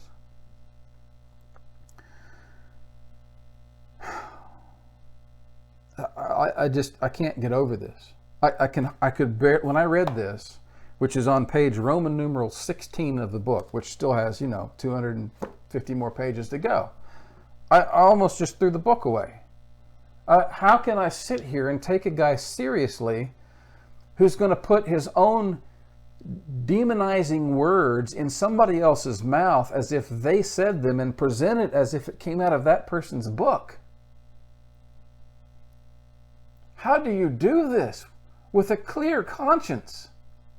Look, I don't defend critical race theorists because I agree with everything they teach. I'm not in this dispute because I think the liberals should get their way. I'm not interested in helping them in that way. I'm in this because of the severe deficiency that the church has displayed throughout its history, and Voddie is continuing that. He's going to great lengths to put false statements in the other guy's mouth and present it as his own position.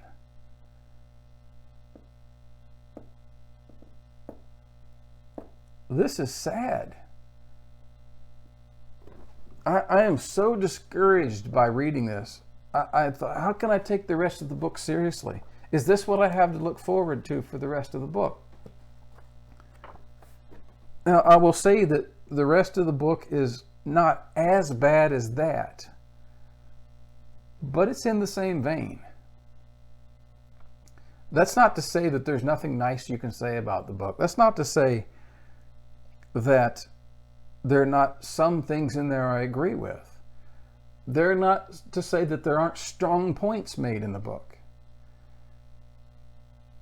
But to hear my friends lauding this book as if it were the greatest thing, and I read it and I get barely into it and I'm beside myself. How could anybody do this and get away with it? How did an editor not catch that? How does not some other minister in this, even in the conservative side, let alone on the side of the McKissicks or whoever the guys are on the more critical race theory friendly side of the Southern Baptist Convention? How is it that none of them have called this guy out for this academic dishonesty?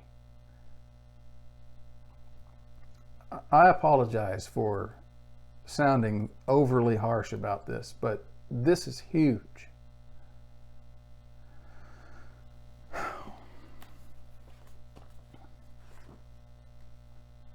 This whole section is trash scholarship. You don't cobble together a quotation and present it as a block quotation. You don't add your own headings in there. You don't add your own descriptions in as part of the quotation.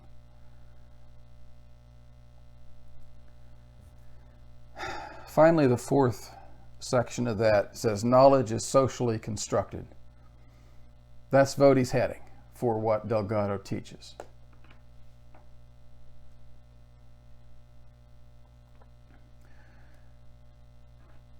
Knowledge, he says, is socially constructed. And then he quotes from Delgado, storytelling and narrative reading is a way black people forward knowledge versus the science and reason method of white people. Actually, you know what? Hold on just a minute.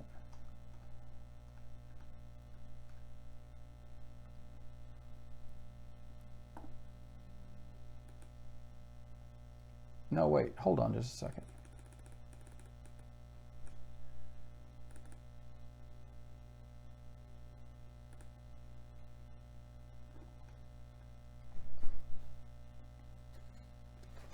Oh, yes. So this is, so the fourth section here, Voddie puts up a heading, knowledge is socially constructed. And it says that storytelling / narrative reading is the way black people forward knowledge versus the science and reason method of white people. Minority status, in other words, brings with it a presumed competence to speak about race and racism.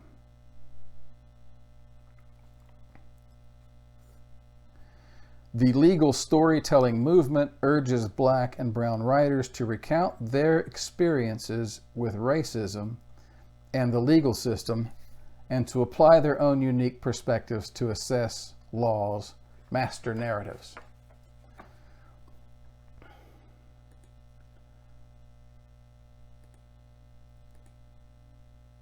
What is going on here?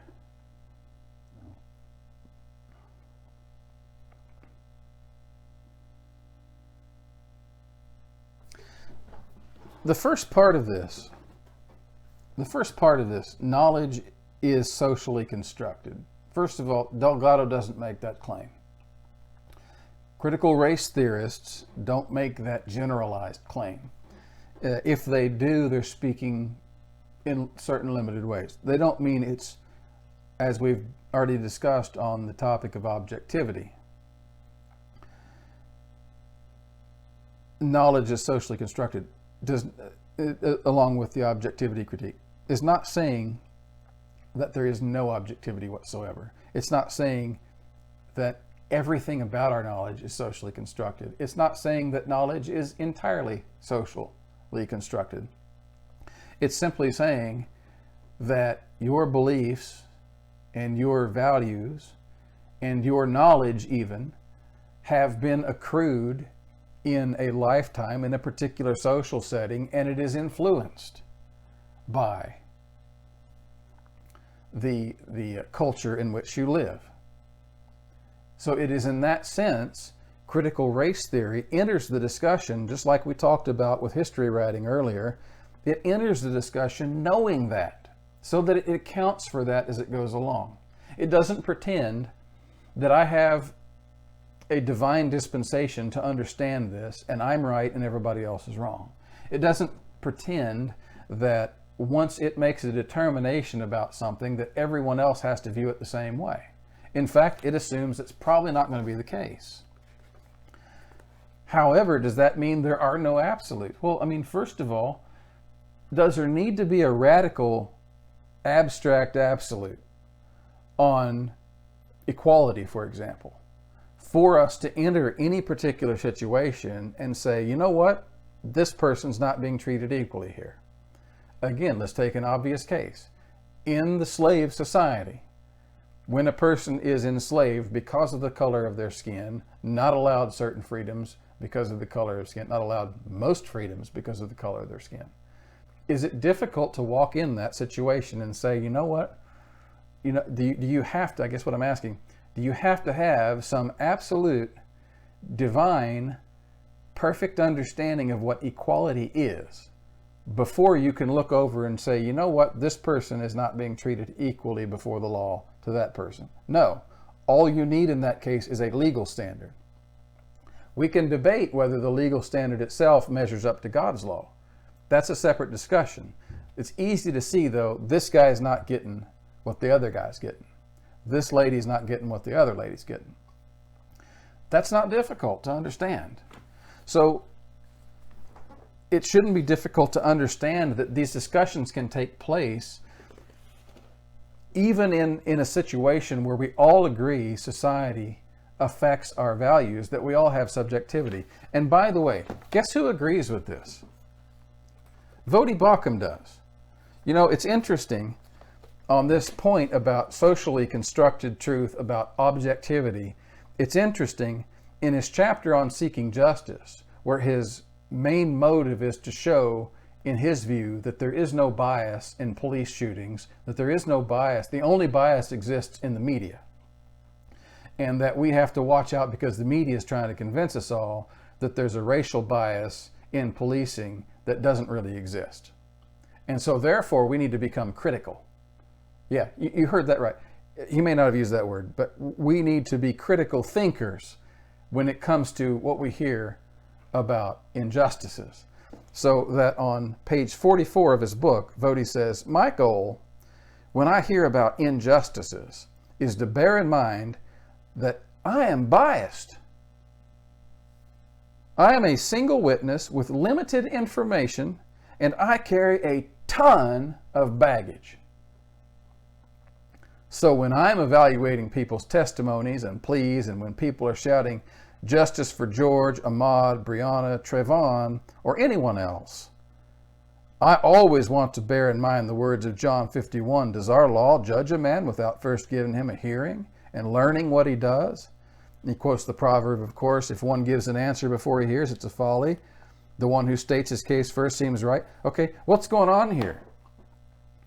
In other words, Voddie wants to be critical of being critical when the sociologists are doing it, but when a claim of injustice, all of a sudden the critical antenna apparatus comes up. And then along comes the pretense of personal humility. Well, I'm biased. I've got all kinds of personal baggage. Why would I ever look at any one of these instances and try to make a decision? I know when I hear someone's been shot or someone has had this happen to them, I am liable to judge that based on my biases and all the baggage I have. You know what another word for baggage is? Socially constructed knowledge. Personal beliefs, values, experiences. The problem is, all that stuff's not necessarily baggage in a negative sense. Sometimes it's good. Because this is the other way I know that Voddie believes this. It's because you believe it and I believe it and we all live in terms of it. And if you don't believe knowledge is socially constructed, then you should have no problem not worrying about if your kid goes to church or not. Not growing up around friends that are Christians and have good behavior. If you don't believe that knowledge is socially constructed, that values are socially, I'll say, influenced, then you shouldn't care where your kids go to school, who they hang out with, what they watch on TV, what kind of mature rated video games they play. It shouldn't matter, because their knowledge is not going to be structured according to their society, according to their social setting. But you and I both know that's nonsense. We want our kids to hang out with the best people, go to the best schools, hear the Bible taught every week, every day. If you're like me, you want to homeschool so that you control the curriculum and you teach history according to what you see as true history, or a broad critical view. And guess what? Nobody is more outspoken on that point than Voddie Baucham. Voddie Baucham believes, as the head of the household, he's patriarchal. As the head of the household, he has a priestly duty before God to control and shape the mindset of his household, to control the education. It is a sin to send your kids off to Caesar. Go listen to his audio on Children of Caesar. He's very for.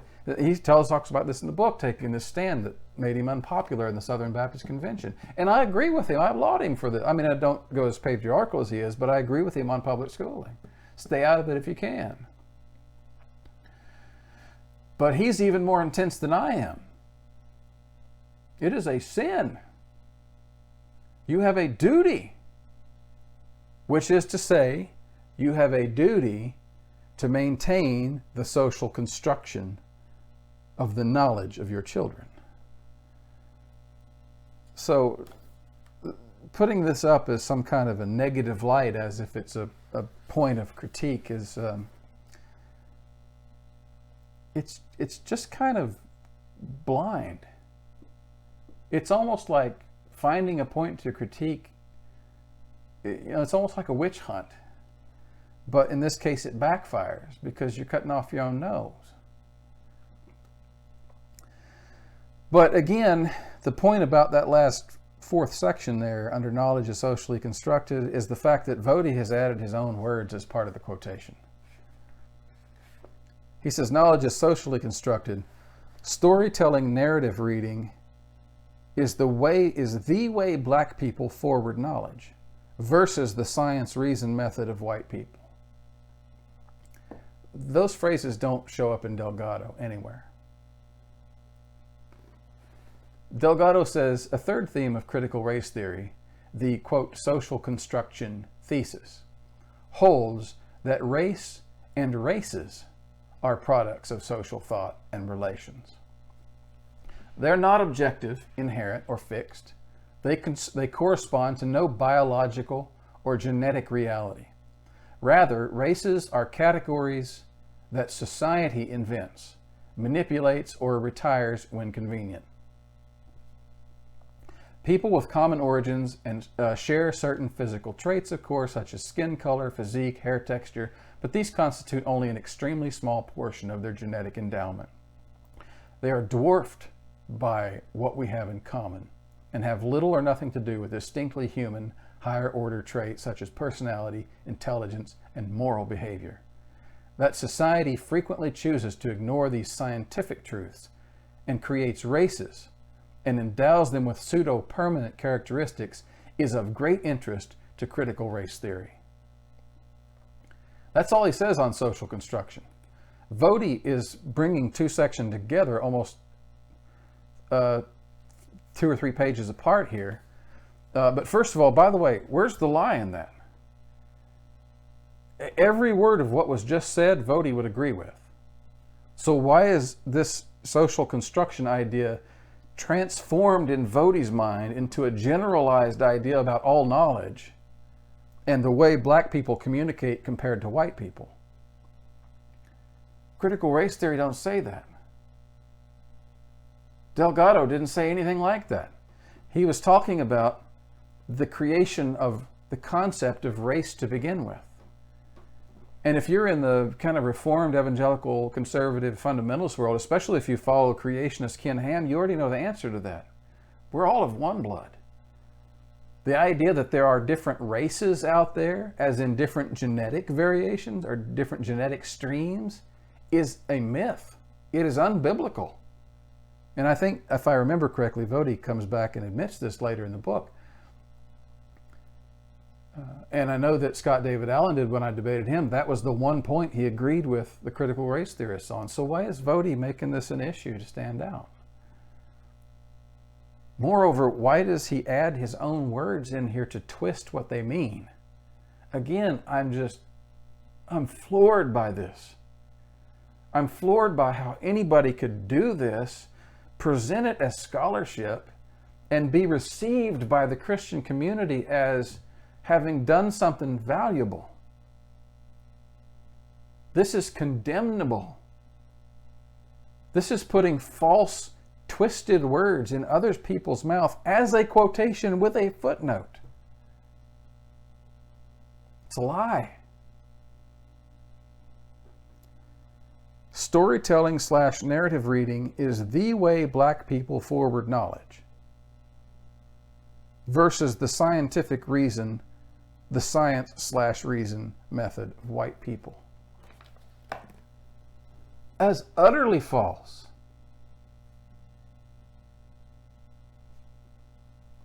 As I said, Voddie had skipped on and down a couple pages to bring in this concept of storytelling that is supported by critical theory.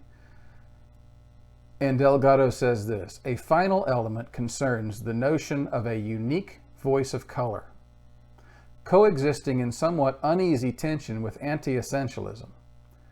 The voice of color thesis holds that because of their different histories and experiences with oppression, Black, American Indian, Asian, and Latino writers and thinkers may be able to communicate to their white counterparts matters that the whites are unlikely to know. Minority status, in other words, brings with it a presumed competence to speak about race and racism. Now, that part Voddie does quote, but there's no distinction, no transition whatsoever in between Voddie's words and the words he quotes in this block paragraph quotation. At least in the previous one, where he twisted the and gave that demonic interpretation that whites are incapable of righteous action. That's nonsense. Nonsense. At least there he did distinguish with a quotation mark, even though he put it all in the same block quotation. Here he doesn't even do that. Here it is a single sentence. But Delgado doesn't say anything about storytelling and narrative reading being the way black people forward knowledge, whereas white people do science and speak of reason. Voddie's given you the impression that critical race theorists are going around now, well, you white people over there with your science are trying to oppress us.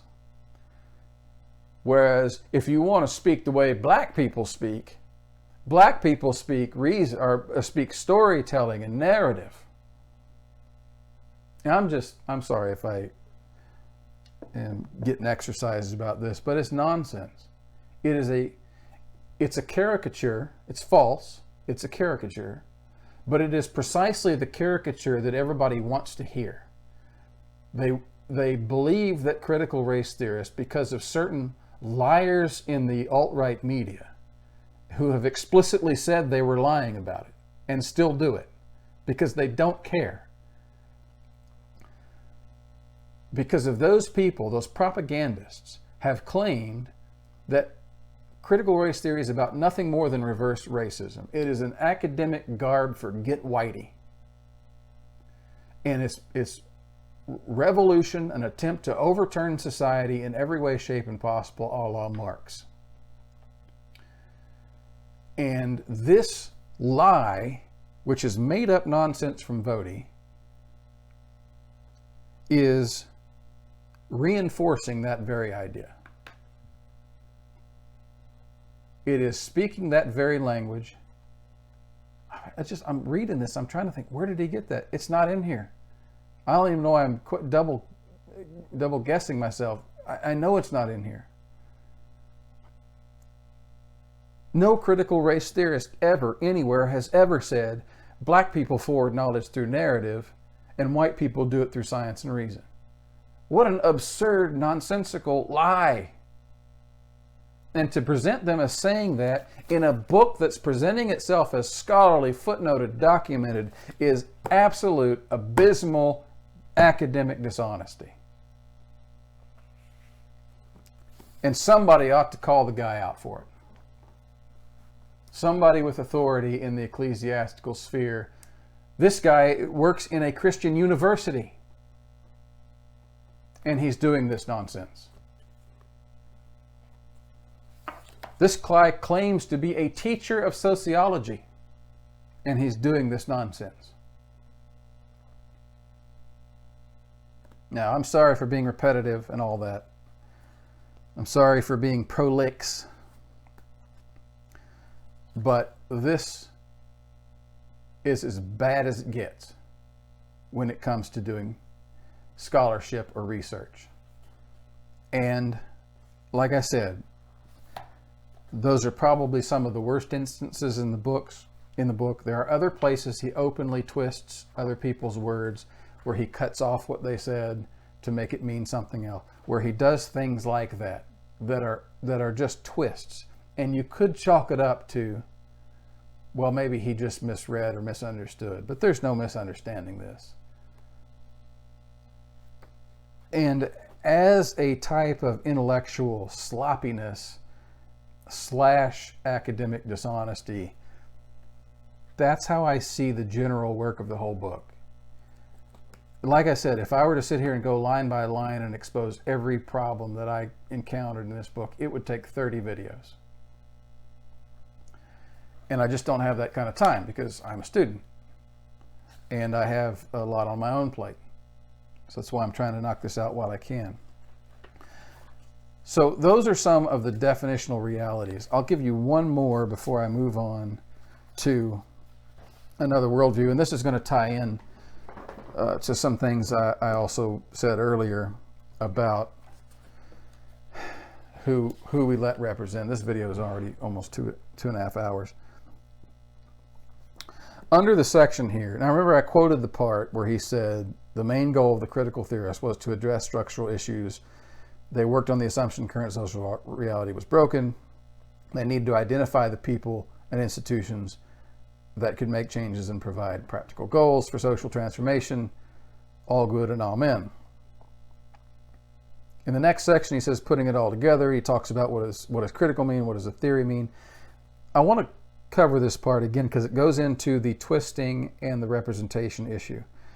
In the social sciences, he says, critical, quote unquote, is, and he quotes from a source, critical is, quote, geared toward identifying and exposing problems in order to facilitate revolutionary political change. Now, I want you to stop there. Did you hear anything wrong with that? Identifying and exposing problems. No problem.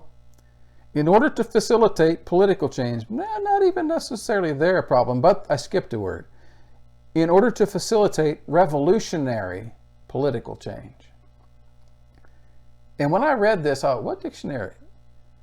In the social sciences, this is true. So I'm like, what social science dictionary is he quoting from? And I look down at footnote number 7 there, and I see Helen Pluckrose and James L. Lindsay. Cynical theories. And if you know Helen Pluckrose and James Lindsay, Lindsay especially, is the atheist, sometime LARPer, who posts on all over social media. He's been on many media outlets doing interviews and whatnots on critical race theory and social justice. And he is presented as an authority on this. And he presents himself as an authority on this. And in fact, he insists on being called an authority on this, even though his PhD is in math. And he has no academic training in this. I won't harp on that too much. I understand you get to a certain level of competence and you don't really need a lot of credential.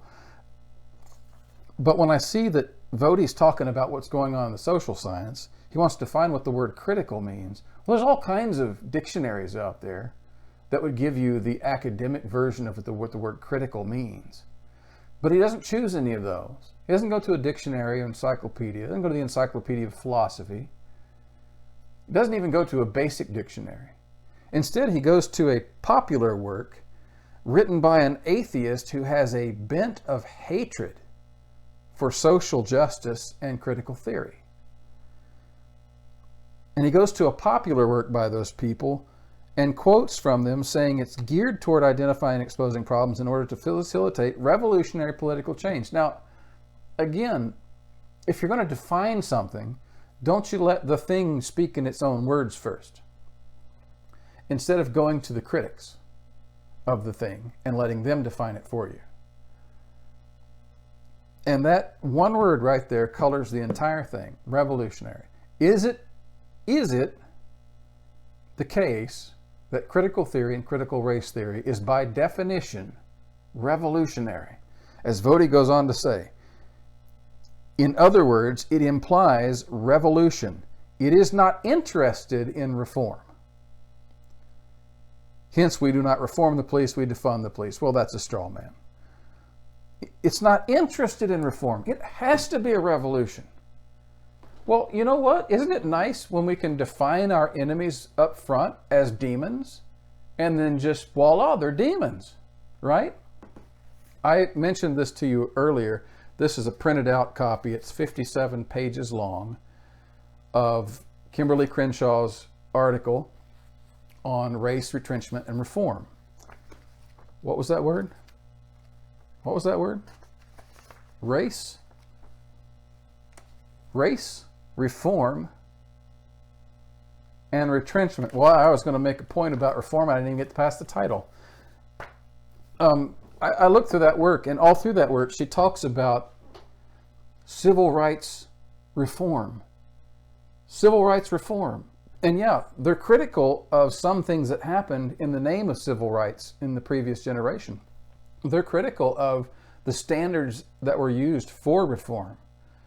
But still, it's a discussion about reform. You know why? Because they are interested in reform. Absolutely interested in reform. There's another point to be made on that also. I'll just leave it for later. But it's this kind of sloppy defining that, to me, discolors the whole discussion from up front. If you can define your enemy as a revolutionary up front, then what further discussion is there? But if we look at that with any ounce of critical mindedness, and we say, wait a minute, why are you quoting from fringe opponents of critical theory in order to tell us what it means? Why are you letting those guys, draw the circle around it and put the X through it for you, and then pretending that's the authority that defines what it is? Anybody can do that.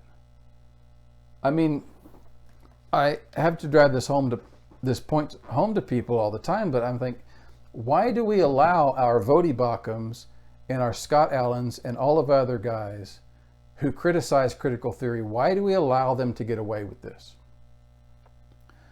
Why is it okay to go pick a James Lindsay, who is an unfair critic by any standard, and demonize these guys, and then hold that up as the standard of what critical theory is, instead of letting the critical theorists themselves say what it means? That is the equivalent of if someone were to say, what does Christianity mean? And someone were to come along and say, don't tell me, I don't want to hear it from you. I want to ask this atheist over here. I want to hear this anti-Christian activist atheist over here, what they tell me Christianity is. And that person says, oh, look over there, see those Westboro Baptists over there? See those people that are yelling all the hate mantras, God hates fags, and picketing people's funerals, for crying out loud? Yeah, that's what Christianity is. That's the definition of Christianity right there. Would you tolerate that? No, of course not. You would not. You would not tolerate that at all. Would you allow someone to say, oh, let's ask Christopher Hitchens to define Christianity for us? Would you tolerate that? Open up Richard Dawkins' first page where he talks about where he defines God for you. And he has that long paragraph about this cosmic bully in the sky that's misogynistic and and sadomasochist and tortures people for fun and sends them burning into an inferno. This whole long paragraph of epithets and descriptions like that. Would you allow Richard Dawkins to be the descriptor, the definer of Christianity for you? No. None of us would tolerate that, anything close to that. We would go get our favorite apologist in our favorite tradition with our favorite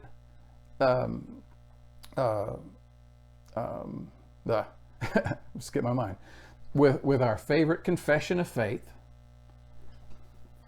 and we would sit down and formulate those doctrines according to the official sources, and here's the key, in their most favorable light possible.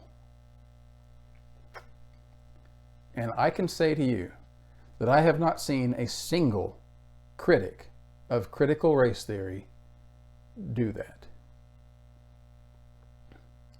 I have not seen a single one of these guys, certainly not Voddie by any standard, not Scott David Allen, not any of not the Douglas Wilsons or the John MacArthurs or any of these guys to sit down and tell us, none of the guys that have been on TV who are embarrassed in their interviews because they can't even define it. But even the ones who do, I have not seen a single one of them attempt to define it from their own sources in the most favorable light possible and then address it. It always begins like this. These people are revolutionaries, and therefore I'm going to treat them with the utmost contempt and disrespect and dishonesty as possible because they deserve it. That's how the discussion usually goes, even though nobody would actually say that. That's how we treat our enemies, our political enemies, definitely. We look across the aisle and we say, well, we know you're talking about equality, but what we know what you really mean is Marxism and redistribution, the abolition of private property. And the other side looks back and says, we know you're talking about freedom, but what you really mean is white supremacy and domination. Those two problems go on and on and on.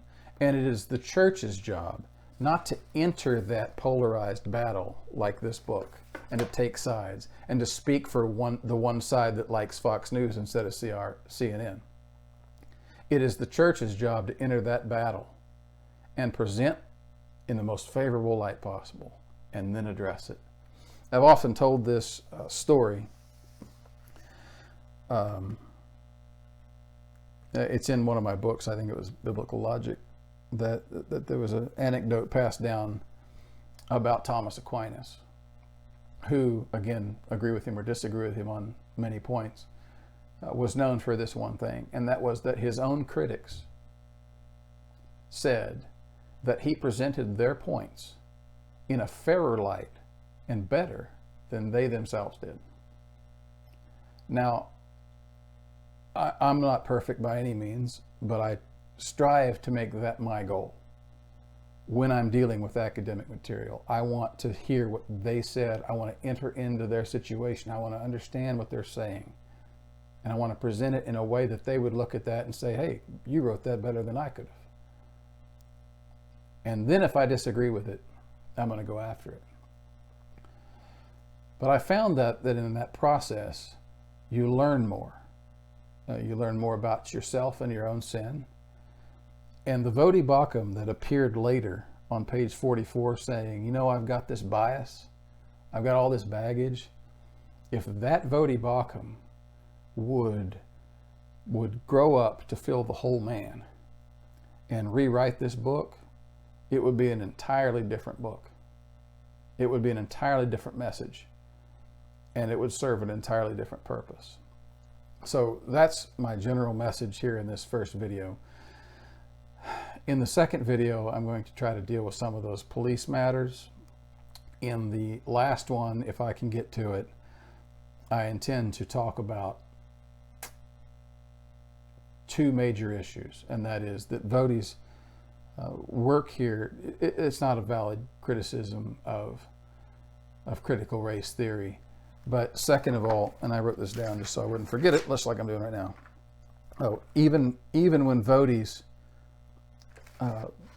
book is presented in its best light, because there is a best light for this book. And that is, if we were to pretend that none of the errors, none of the academic sloppiness or the academic dishonesty, none of the fallacies, and there's scores and scores of fallacies all through the book. Even if we set all of that aside and we treat it as if maybe, well, it's peripheral, it's a bunch of small things, it's death by 1,000 paper cuts, but maybe we can overcome the paper cuts. And if we just look at the core of it, is there a core concern underneath there that is driving the other side? Maybe it's the argument that critical race theory or the left is in practice, maybe not in the official theories, maybe it's just in practice. People are treating this as if there must be racism because X, Y, and Z is happening in certain evidence. If that's the assumption that he's really reacting against, let's get down and look at that. And I'm going to say that even on that standard, in its most favorable light possible, looking at its core concerns, this book doesn't hold water. The errors in it are too many. And that brings up a very interesting question that we'll have to deal with. And that will be, if the book is so bad, why do so many people say, this is the book, this speaks for me? Why are they so enlightened and emboldened by the message in this book? And that, my friends, is a difficult subject, but we're going to talk about it.